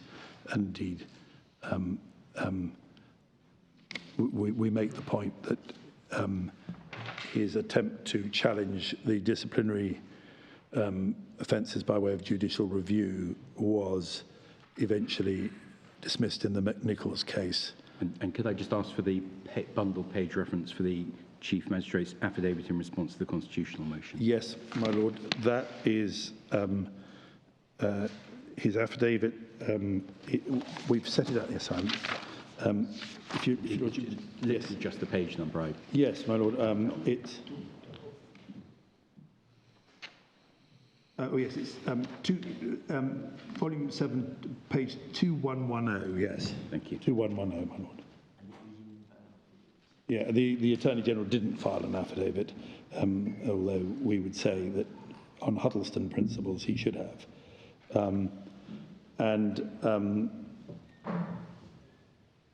I think that then I've taken the board to the key points of yes, it's volume 7, 211 to 1 to 21112. We've set, so then just to summarise, why do we say that the Chief Magistrate was, in this case no less than in Panday, beholden to the Attorney General? We have... and I just want to get clear what evidence came from the Chief Magistrate. Is this affidavit that you've referred us to in relation to the constitutional motion? Yes. Did that stand as his evidence in the judicial review application as well, or was there a separate affidavit for that? There wasn't. No, there was no separate affidavit. So this is his sole evidence. Yes, that's right. I'm right. Yes, that is the. He didn't file one. And can I check? Was any other affidavit filed by the defence in the judicial review, or indeed the constitutional motion?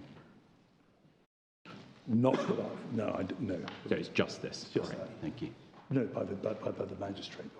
No, neither the magistrate nor the Attorney General filed anything in the judicial review, I suppose because his argument was it was frivolous and vexatious and out of time, etc., etc. Right. And didn't quite follow that because he said the constitutional motion was frivolous. But well, my lord, anyway, if this is all there is, that's all I needed to know. Thank you. That's right. Yes. No, he was also saying that we shouldn't get leave in the judicial review at all, and indeed, Mr. Justice Barrow upheld him on that. But the Court of Appeal said that he had been wrong on that. And then, so could I then give the board just the 4 headline reasons why we say that the Chief Magistrate was beholden to the Attorney General?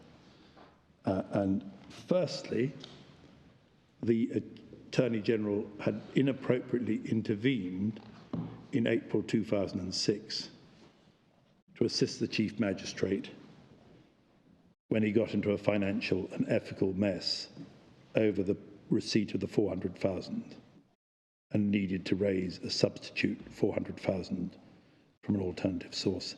That's all set out in the case, obviously at 2.19 to 2.22 EB 2787. And we also set it out in our submissions at 7 in the case at 7.5 to 7.6. I won't take you to it, but it's all set out there. And all of this was done at a time when the Chief Magistrate was presiding over Piarco 1, which involved charges preferred by Senior Superintendent Piggott,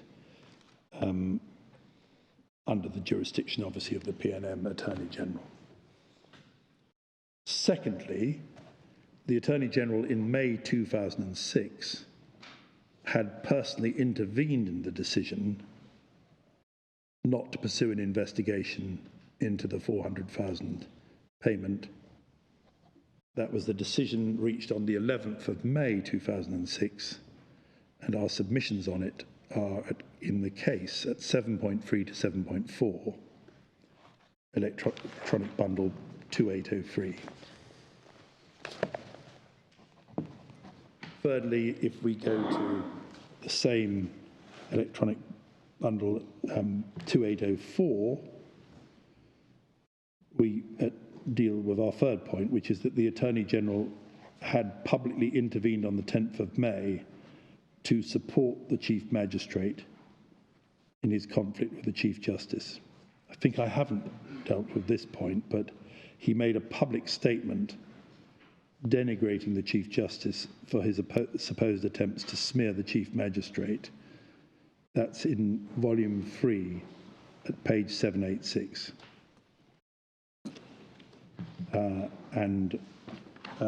That was a public taking of sides by the Attorney General, which would inevitably increase the extent to which he'd be perceived, the Chief Magistrate would be perceived to be beholden to the Attorney General. That's all set out in our case at 7.7 to 7.8. And then fourthly, the Attorney General had intervened to support the Chief Justice, the Chief Magistrate, in his refusal to testify at the Chief Justice's criminal trial. That was when the Chief Magistrate took his concerns about giving evidence to the Attorney General.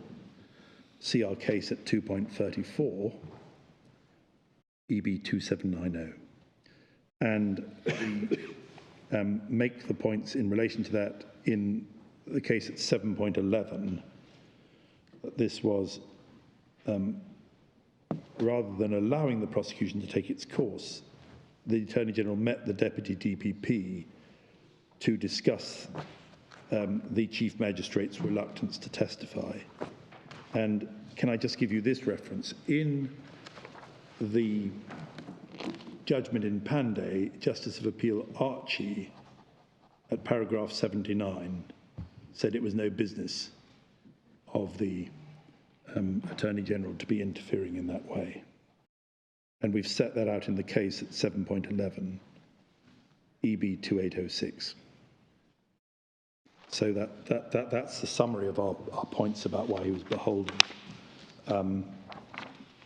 My Lords, at part 12 of our case, which is from EB 2816 onwards, we've set out what we say about the Court of Appeal's reasoning, and with respect to them, just so that I can save time, can I just take it from the summary that we've put? I mean, even, Mr. Fitzgerald, before you get to the Attorney General's involvement and his association with that, once it had come out that the Chief Magistrate had in effect accepted a bribe in the course of the Panjay proceedings, which he then returned after the cheque didn't go through, you might have thought that he was in a pretty compromised position for continuing as the judge in connected proceedings at all, even apart from the Attorney General's involvement. Well, my Lord, I agree, and that's really, but my Lord, I mean, he might then be thought, well, he's going to want to show that he's not influenced by, you know, the attempt to bribe him. My Lord, yes. What we would say is that once you become undermined and suspicions arise about your conduct in that profound way, you simply don't have, one, you don't have the moral authority to continue to sit as a judge.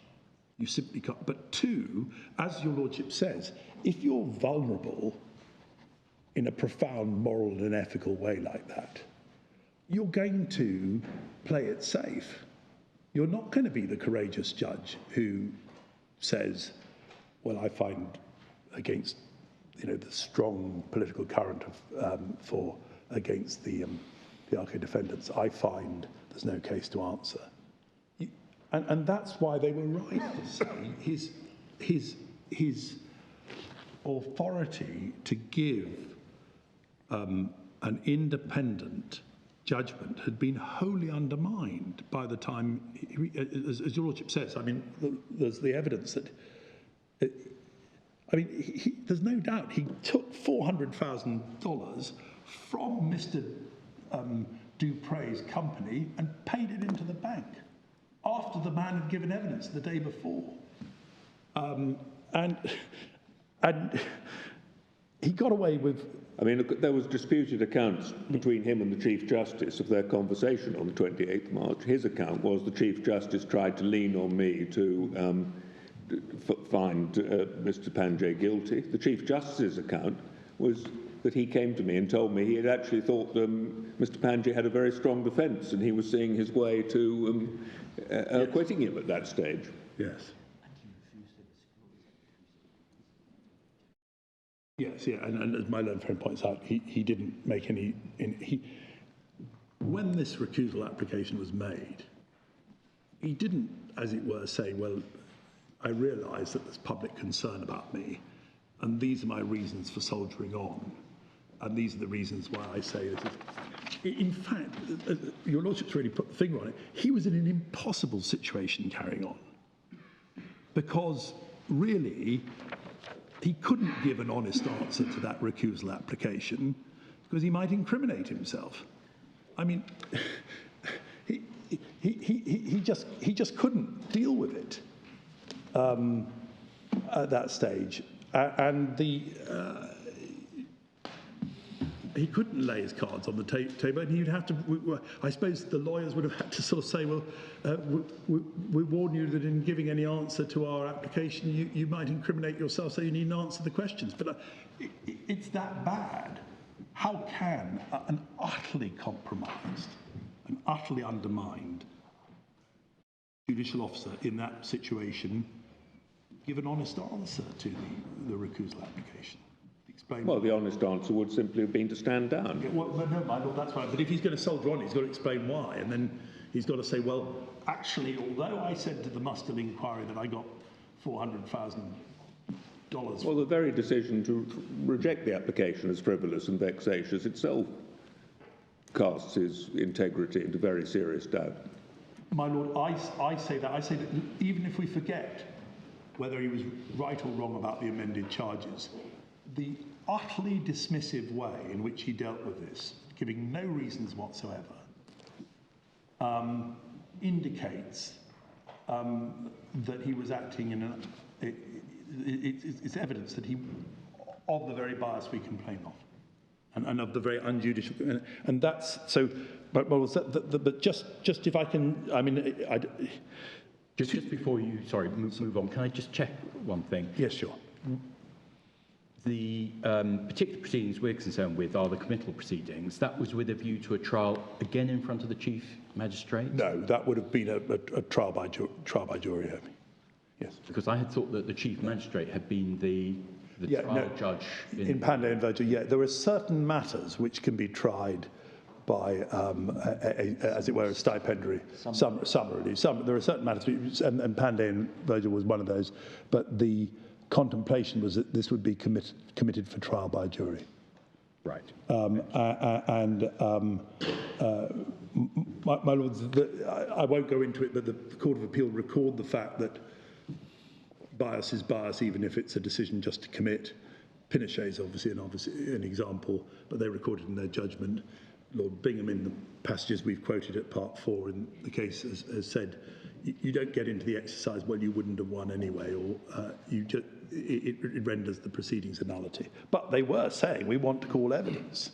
And there were some serious arguments, profound arguments as to whether the allegations were made out about the bond. But can I just then very shortly deal with the... Perhaps just before you do that, Mr. Fitzgerald, can I seek clarification on one point, which I think arises to an extent out of the recent discussion? Do we know who initiated the £400,000 cheque?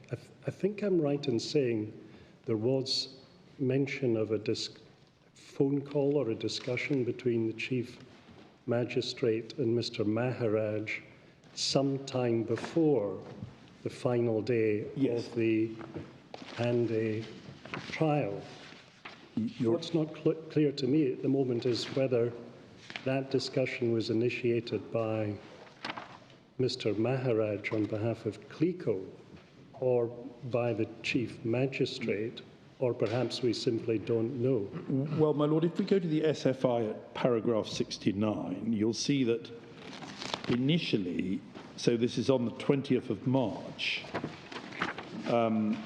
Sorry, where are we now? the SFI, my lord, Yep. at page 2756. Thank you. Para 69, Chief Magistrate provided a written statement. He recalled that in the week of 20th March, he'd received a telephone call from someone who described himself as Tony Maharaj of Clico. And he said he was willing to buy the land. So to that extent, the initial phone call about buying the land comes from Tony Maharaj of Clico. That's what the Chief Magistrate says. Yes, yes, yes. Well, I think, yes, exactly. But then your lordship will see, if you look over the page to 2757, after Dupre gives his evidence, Roman 2, after lunch, the Chief Magistrate calls Maharaj to confirm that he wanted to proceed with the sale. And then the Chief Magistrate, when he spoke, then at Roman 3, the last sentence, when he spoke to Mr. Maharaj, he asked to be paid the deposit as quickly as possible. So he's asking to be paid the deposit. But when the money comes, and your lordship has this at Roman 7. So this was immediately after the evidence had been given, is it? Yes, just after the evidence. At lunchtime. Yeah. And then, my lords, if we go to 2758, Roman 7, when the money actually comes, the payment was from Caribbean Money Market Brokers Limited, a Clico company, not from Mr. Maharaj. But it doesn't really matter. I mean, he knew Mr. Maharaj was from Clico. Yes. If he was asking for a personal cheque from Mr. Maharaj, that's because he didn't want it to be Yes. obviously connected with Clico. But in fact it was, because it came from the Caribbean, and Caribbean Money Markets was Mr. Dupre's company, and he was the witness. Yes, in answer to Lord Malcolm's question about who initiated the check, all these passages in the statements of facts and issues, are recording what the Chief Magistrate's evidence was, Yes. not what the facts were. No, of course, your lordship's right. So any factual basis that we have for what Yes. our decision will be would have to be we'd have to record that this was simply his evidence. Yes, we say that this is creeping towards the truth, but it's not. I mean, in other words, It's a statement. You might say it's a statement against interest. yeah, yes. That's right. I mean, surely you say this is good enough. If he's given public evidence on oath that Yes. these things happen, Yes. you're, as I understand it, you're saying that's enough. good enough. Oh, my lord, absolutely, yes, and my Lord Hodge is absolutely right. This is to the extent that he's incriminating himself. Yes. It's can a rely on statement. It's a confession, and therefore we don't. It's not hearsay. It's an admission. Yes, because Lord Mustle's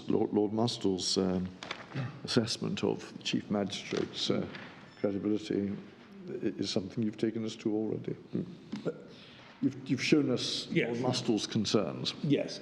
Well, your lordship has And there's also the point that there's actually no documents at all to suggest there's anything to do with the land transaction. But that's something that goes another step beyond. Well, that's right. The bogus document referred to in Roman 4. I mean, show us the deed, and they produce a document which is post-dated by 2 months, and that's at Roman 4 on page 2757. And they can't explain it. They just can't explain it. Yes, and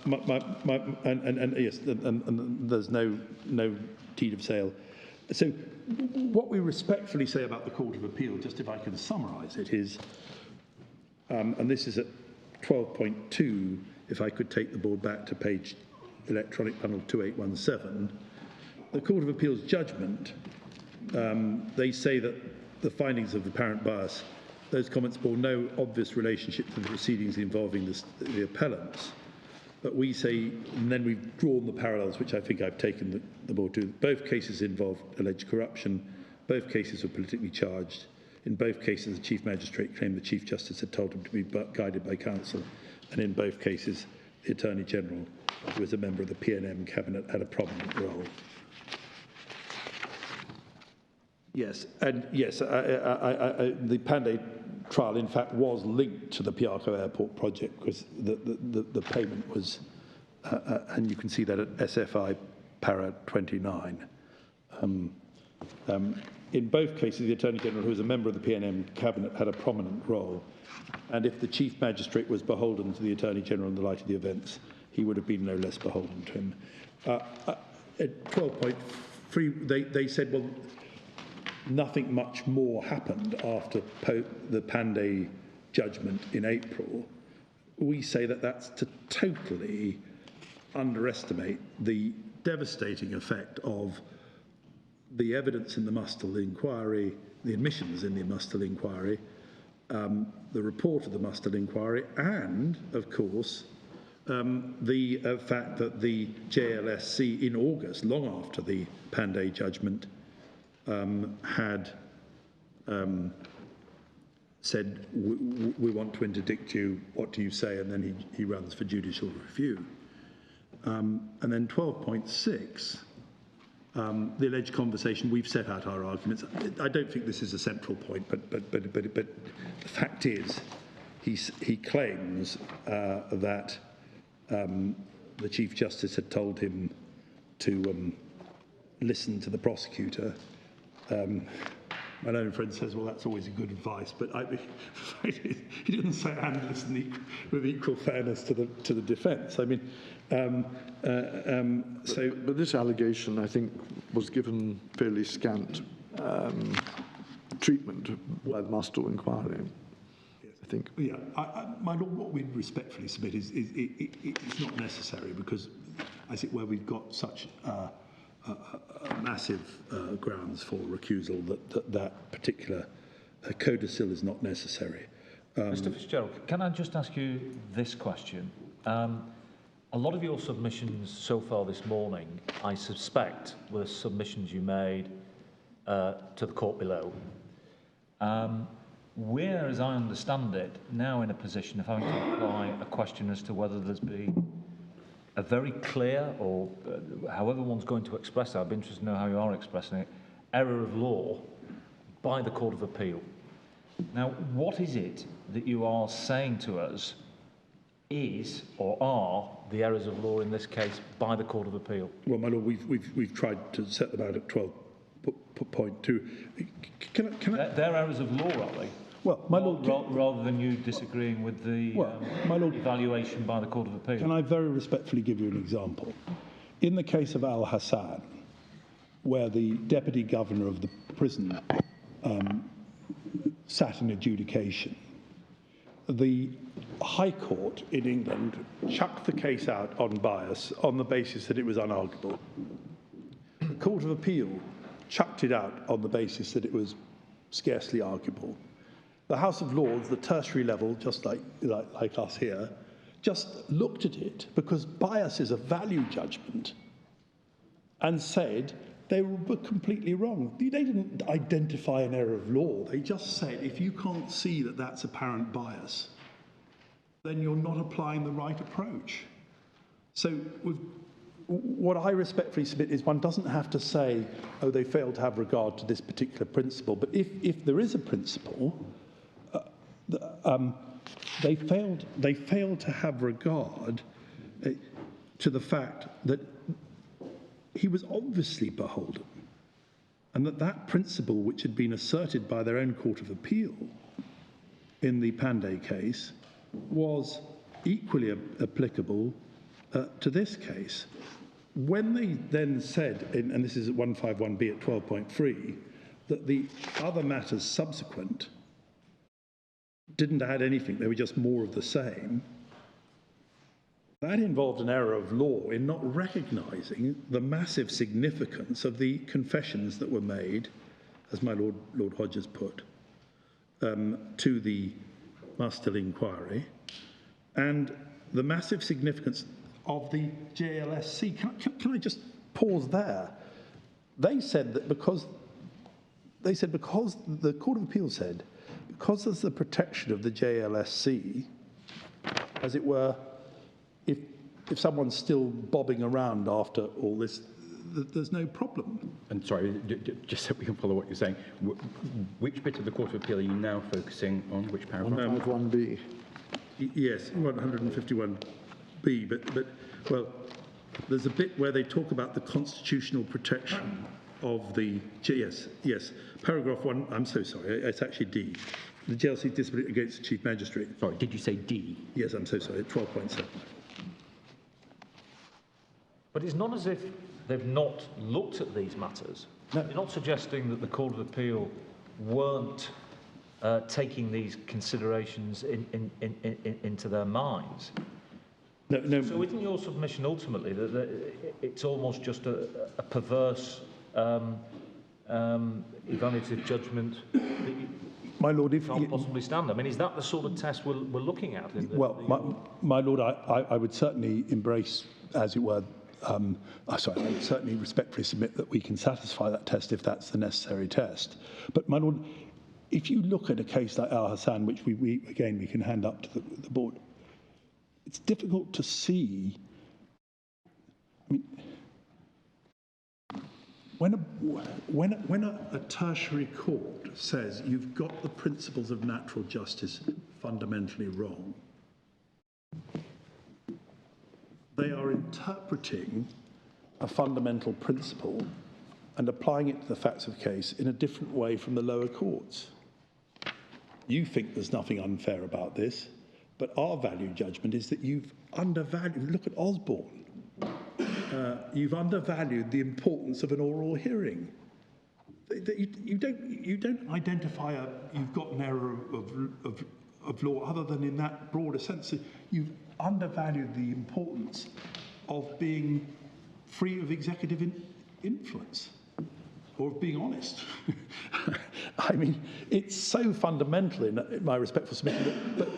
But what I'm trying to struggle, and we did discuss this in the Court of Appeal actually, is this whole issue, the more fundamental issue raised by the constitutional motion. Is there a point where a judge becomes so fundamentally undermined, or as it were, holed beneath the water, that they're no longer fit to adjudicate a case? Now, forgive me if I just put it in a broad sense, what the Court of Appeal appeared to be saying was, well, you've got the protection, because if that ever becomes the situation, you've got the JLSC, which is a constitutionally appointed body, to safeguard against that. But even that argument doesn't go, because in this case, the JLSC actually thought he shouldn't be sitting. But then he went and judicially reviewed them. But the case you're relying on is the Al Hassan case, yes. Is that correct? Yes, well, my Lord, yes, as an example. Yeah. Okay, yes. As an example of where an apex court has effectively gone against the decision. Now, what about the additional wrinkle here that we are not in the position of the House of Lords, as in would be in that case? We're here dealing with a jurisdiction where we've got local courts making their own evaluative judgment on matters that you might say they're in a particularly strong position to make, as against us. Well, my Lord, I would say that, on the contrary, that this is a case where, as it were, being withdrawn from the fray, withdrawn from a divided, ethnically divided and politically divided jurisdiction may actually give you more ability to see clearly what the issues are. And I would respectfully submit that the people of Trinidad have retained the Privy Council, whereas other jurisdictions have dispensed with it for very good reasons. And one of those reasons is that it is a politically and ethnically divided jurisdiction where they look to the Privy Council as a fair arbiter in matters in these cases. Well, you're not saying, are you, that the Court of Appeal wasn't a fair arbiter itself? No, I'm so sorry. You're not saying, are you, that the Court of Appeal was not a fair arbiter itself? No, but what I'm saying is that sometimes to be withdrawn from the fray can assist. So that to the argument, well, my Lord, may I make it absolutely clear, Justice of Appeal Raj Kumar is a deeply respected judge. He sits in the Caribbean Court of Justice. I'm not. Okay, sorry, but anyway, he's a deeply respected judge. But I'm just simply saying that Justice of Appeal Raj Kumar, we say that this court can simply say he got it wrong. He got it. Well, I suppose he got it fundamentally wrong. Mr. Fitzgerald, can you envisage circumstances where you would fail on ground one, but succeed on ground two? It's difficult, my lord. I suppose the notion of apparent bias does not depend on the fact that the bias may be influenced by a state body, the executive, as it were, because it could be any person who's influencing in favour of something. Whereas the constitutional underpinning is about protecting the judiciary from executive interference, which is very much what's in play here. So, to that extent, my lord, this concept of, well, I would say our principal argument is that there's a clear case of apparent bias, and we say that the Court of Appeal in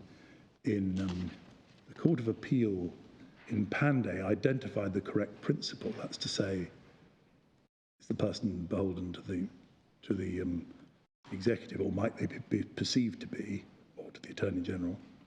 And the Court of Appeal in this case got it wrong to the extent that they simply said that there's no comparison between the two cases, whereas I hope we've shown that that was flawed reasoning. That the parallels are very strong, and the underlying reason. So we're not asking the court to make a kind of quantum leap away from principles established in Pandey. But my lord, I think we have got Al Hassan here. Has it been handed? It's been emailed out to the board, but I can just read the head note out. It says it all. It just says basically. What's the case citation? It's called Al Hassan. It's 2005, One Weekly Law Report 688. Yeah, and in that case, the House of Lords reversed the earlier decisions of the High Court and the Court of Appeal on the issue of apparent bias.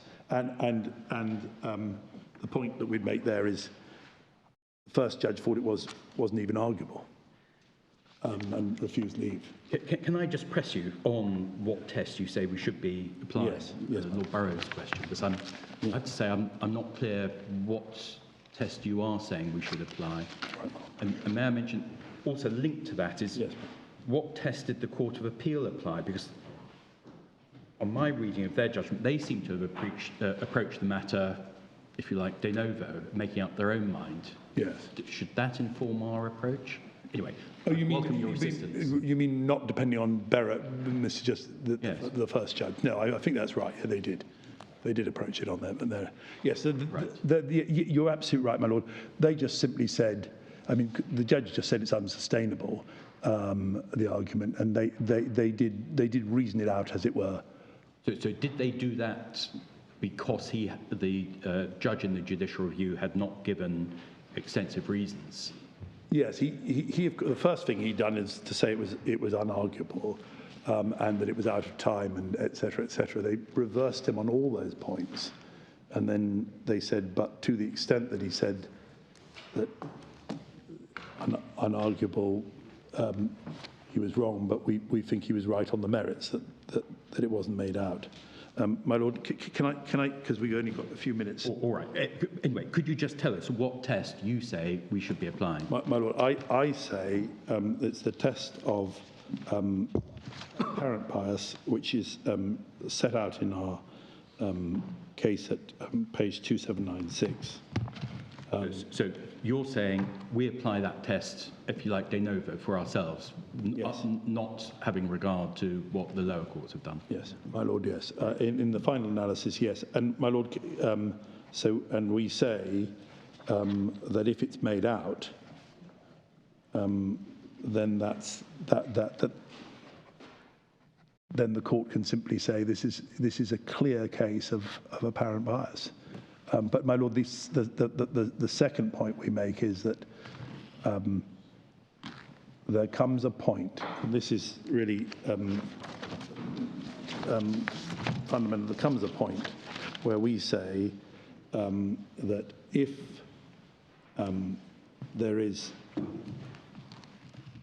the judge lacks moral authority because of all the findings of the JLSC, the Mustill report, and his own admissions, then, as a matter of the Constitution, that he lacks the moral authority necessary for the carrying out of his task as a judge. Would that suggest then that under ground 2 you might have an additional ground beyond that of ground 1? Yes. Yes, my lord. Well, we say so. And there are two aspects of that. First, we say this is a case where there is the history shows a blurring of the proper demarcation lines between the executive and the judiciary. And to that extent, it's a violation of due process clause in the Constitution, which guarantees that. And the second point is that given his inexplicable conduct in relation to the 400,000 payment, his role in the refusing to give evidence, and the condemnation of that, at least prima facie by the JLSC, given the fact that he was beholden in significant ways to the Attorney General, this was a judge whose conduct had been exposed in such a way and who had such a precarious tenure of office that he lacked the necessary moral authority to perform the function the Constitution requires him to perform. My lord, that was a matter which the Court of Appeal did, except they did consider it, but the error, we'd say, is for them to have said that is all catered for by the existence of the JLSC. And which would lead to the conclusion, well, if the JLSC have not disqualified you or have been prevented by a judicial review application from effectively disqualifying you, there can be no breach of the right to a trial before an impartial tribunal, and that can't be right. Mr. Fitzgerald, I should warn you, you are now eating into your reply time my lord, by about 5 minutes. My lord, I'm sorry. Okay, my lords, those are my respectful submissions. Thank you. Mr. Rowe. Thank you, my lord. My lord, may I start with just a few brief submissions about the law? Not, I think, that there's anything much between us as regards the law, but there are in the cases perhaps some differences of emphasis which may or may not be relevant in the present case. I set out in our case, the essential basis upon which the respondents put the resistance to this appeal, namely that this is a case where the courts below directed themselves correctly as to the law, reviewed the facts with some care, conspicuously so in the case of the Court of Appeal, I will submit, and came to the conclusion that the test for apparent bias was not met, and that the fact that the courts below did that is an important factor in determining whether or not this board should take a different view. And I'll develop that in a few moments if I may. But so far as the test is concerned, we agree, of course, that the test is whether a fair-minded observer, having considered the facts and with knowledge of the relevant background, would conclude that there was a real possibility that the late Chief Magistrate was biased. And as I've said, that is the test to which the courts below directed themselves. The Court of Appeal expanded, Justice of Appeal Raj Kumar expanded a little on the qualities that one has to ascribe to this hypothetical fair-minded observer in the course of this exercise of trying to put oneself in the shoes of that observer. And we've set this out in the case at 2827, paragraph 2. And they're, of course, quite familiar, neither suspicious nor complacent, being well informed. One which crops up perhaps less frequently, and certainly I don't, as far as I've been able to discern, I don't think is mentioned in any of the United Kingdom authorities, is being a member of the community in which the case arises, with awareness of local issues gained from the experience of having lived in that society.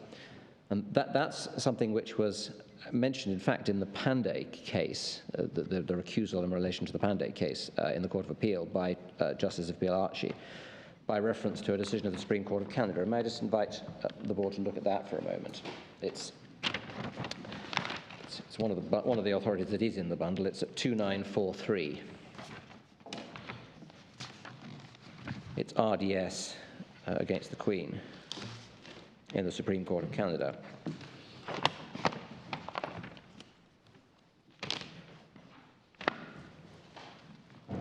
The Supreme Court, sitting in that case, as I think it generally does, as a full court, the outcome is that there are various different judgments, and it's impossible to say, I think, that any one judgment represents the judgment of the court. But that may not matter, because I don't think the arguments, insofar as they went, were arguments about how to apply the principles rather than what the principles were.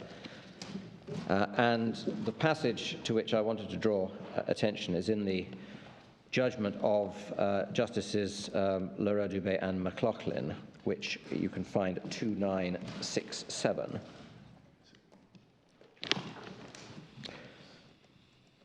And in fact, it's probably sensible to track back to the previous page, 2966 at the bottom. This is 2966.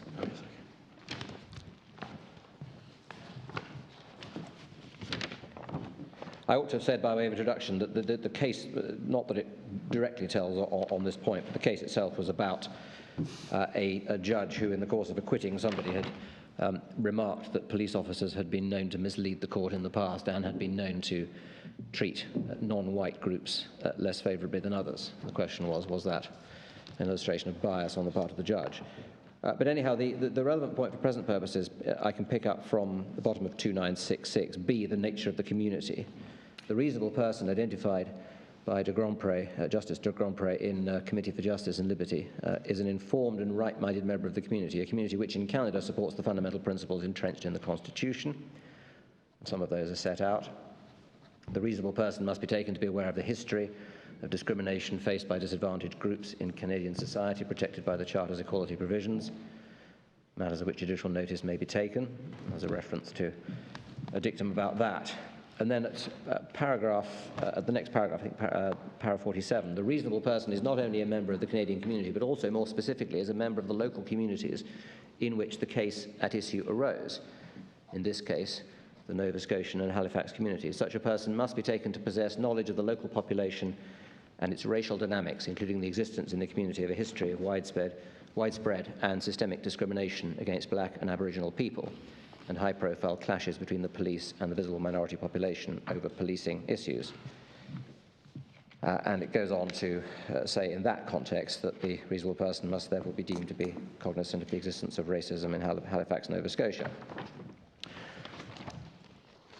I draw that authority to the board's attention for obvious reasons in the present case, where the board is sitting to consider a question of apparent bias on the part of the Chief Magistrate of Trinidad and Tobago, in circumstances where that question has been looked at quite carefully by the courts below, and in particular by the Court of Appeal. In the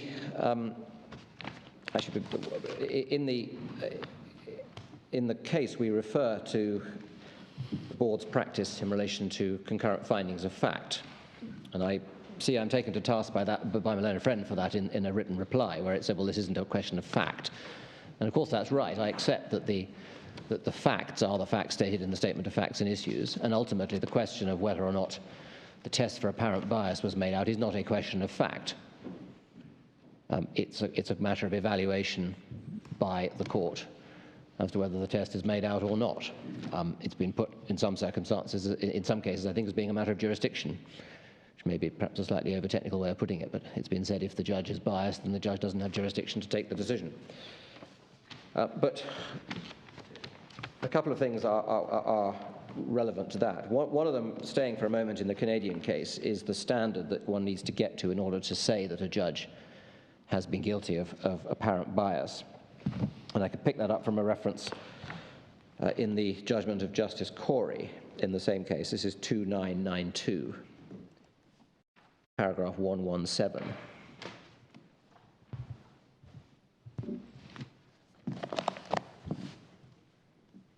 And I refer to this with a little diffidence and caution in the light of the evidence about what had happened in the previous matter and the judgment of the Court of Appeal in the previous matter in our case. But it's important, nevertheless, to note, I submit what Justice Corey said at 117. Courts have rightly recognised that there is a presumption that judges will carry out their oath of office. This is one of the reasons why the threshold for a successful allegation of perceived judicial bias is high. However, despite this high threshold, the presumption can be displaced with cogent evidence that demonstrates that something the judge has done gives rise to a reasonable apprehension of bias. The presumption of judicial integrity can never relieve a judge from the sworn duty to be impartial. So I remind the board of that simply to underscore the point that it's important to keep in mind that the threshold is a high one. I'm just slightly questioning in my own mind whether it really is a flexible standard depending on the particular community. I mean, one might think that the test for impartiality of a judge has something of a universal quality about it. Why should it be different in Trinidad and Tobago than, say, in the United Kingdom? It isn't my submission that the test is different. Plainly, I think I'd accept this is one of those areas where one can say this is an absolute, rather like the right to a fair trial is absolute. And indeed, it's an element of the right to a fair trial that you have an impartial judge. But when one gets into the question of apparent bias, one is concerned with perceptions, and it's for that reason that the courts have extrapolated this test of the reasonable observer, the hypothetical observer who is well informed, neither overly cynical nor overly gullible, etc., etc. And it's in that context, in my submission, that it is relevant to note, it is relevant to say and it's in my submission right of the Supreme Court of Canada to have said that the hypothetical person is a member of that community in the sense of having the understanding of the issues that the person in that community would have.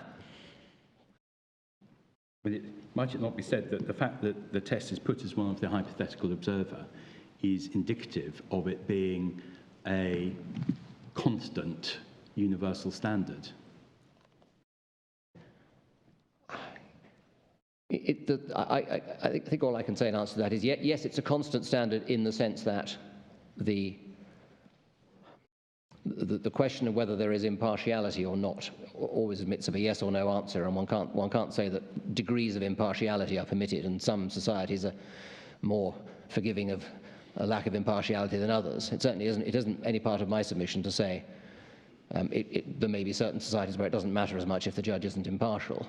The point is, though, that when one is, and it links into my point about the nature of this appeal to this board, which is why I mentioned the concurrent findings point and how that's been explained. When one is looking at the allegation that in a particular an allegation that arises in a particular society, where one is asked to say, well, what would a reasonable person think? Would a reasonable person think, knowing all of the relevant circumstances, would a reasonable person think that there was a reasonable possibility of bias here? It's plainly relevant and right in my submission to say, well, that person understands that society very well. Because what might appear to somebody in one society as troubling might appear less so to another person, or vice versa. It's not that the standard's different. You say local knowledge might make a difference to how something's perceived. And Yes. if a judge says something in court, if you understand the background and the community, Yes. you might realise why a reasonable person would or would not think that's symptomatic of bias. Yes, and this is I mean, there's an example of that phenomenon in the commercial world, of course, with people outside England and Wales, and or certainly outside the United Kingdom, and their perception of arbitration and whether it's acceptable to have an arbitration in front of somebody else who's a member of your chambers, for example, which for many years I think that in England would have been said, of course it is, what's the problem? But overseas clients have often found that rather hard to grasp, and organisational changes have resulted from it. So that's an example of local knowledge making the difference between whether there is a perception of bias or not. No, it's not. And can I ask you what you say about the test that the Court of Appeal applied? Because they seem, is this right, to have approached the matter de novo, even though the judge had given his view on the matter.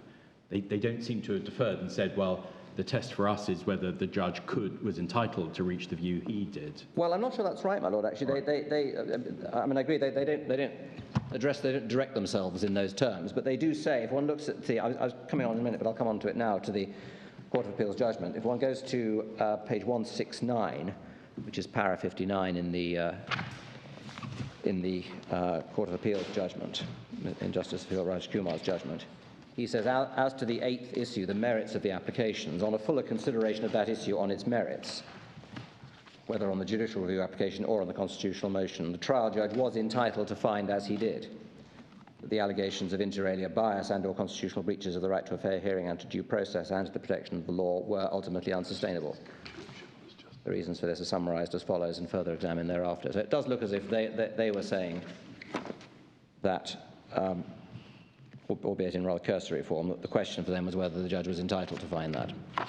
But in fact, the Court of Appeal, it's right to say, does go on to reason it out at rather greater length. And in a sense, it's a point in my favour, I would submit. They don't just say, well, the judge looked at it and directed himself correctly and got it right, and we can't say plainly he got it wrong. They themselves go into considerably more detail than the judge did, and reach the conclusion that that the case of apparent bias is not made out. I mean, just looking at it from the Court of Appeal's point of view, they're part of the same community. So wouldn't it have been right for them, and maybe they did do this, to look at it in effect de novo, just applying the standard for themselves rather than looking to see whether the judge had reached a defensible decision? Well, whether it would have been right for them to do that, I'm not sure. I mean, in general, the usual rule, of course, is that in almost all appellate contexts nowadays, I think, other than one or two where there is expressly a right of appeal de novo, as one looks at the reasons of the judge below and decides whether the judge was entitled to come to the conclusion the judge reached on the question, and the extent to which the court defers to the judge perhaps varies according to the context. But I mean, and the classic example of huge deference, of course, is pure questions of fact, particularly if the result of the judge seeing witnesses and forming impressions of witnesses. But in this context,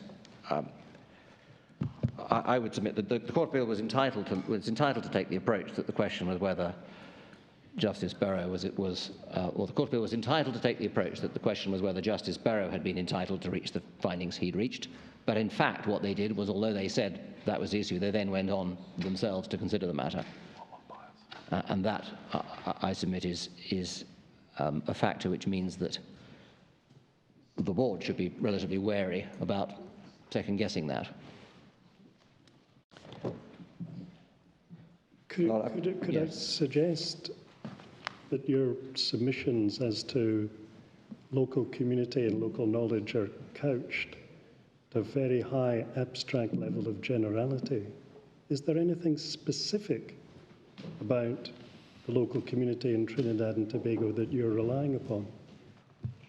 When I come on to address the question of the linkage of the matters in the Pandey against Virgil case with the present case, we can see the Court of Appeal saying that it would have been obvious or that it would have been apparent to the reasonable observer that there was no sufficient linkage to call into question the impartiality of the magistrate in relation to these appellants. And I will be submitting that that is an issue on which they were particularly well placed to form a view. Because the reasons why it is said that there is, my learned friend, he says there's plainly a linkage, are reasons which are intimately tied up with the politics of Trinidad and Tobago. So to that extent, I do say that there is something concrete about the point I make, and I don't just make it as an abstract point for the sake of making an abstract point. Thank you. But looking at the time, I see it's 1 o'clock. Should I pause there and continue later? Thank you very much, Mr. Rowe. The board will now adjourn.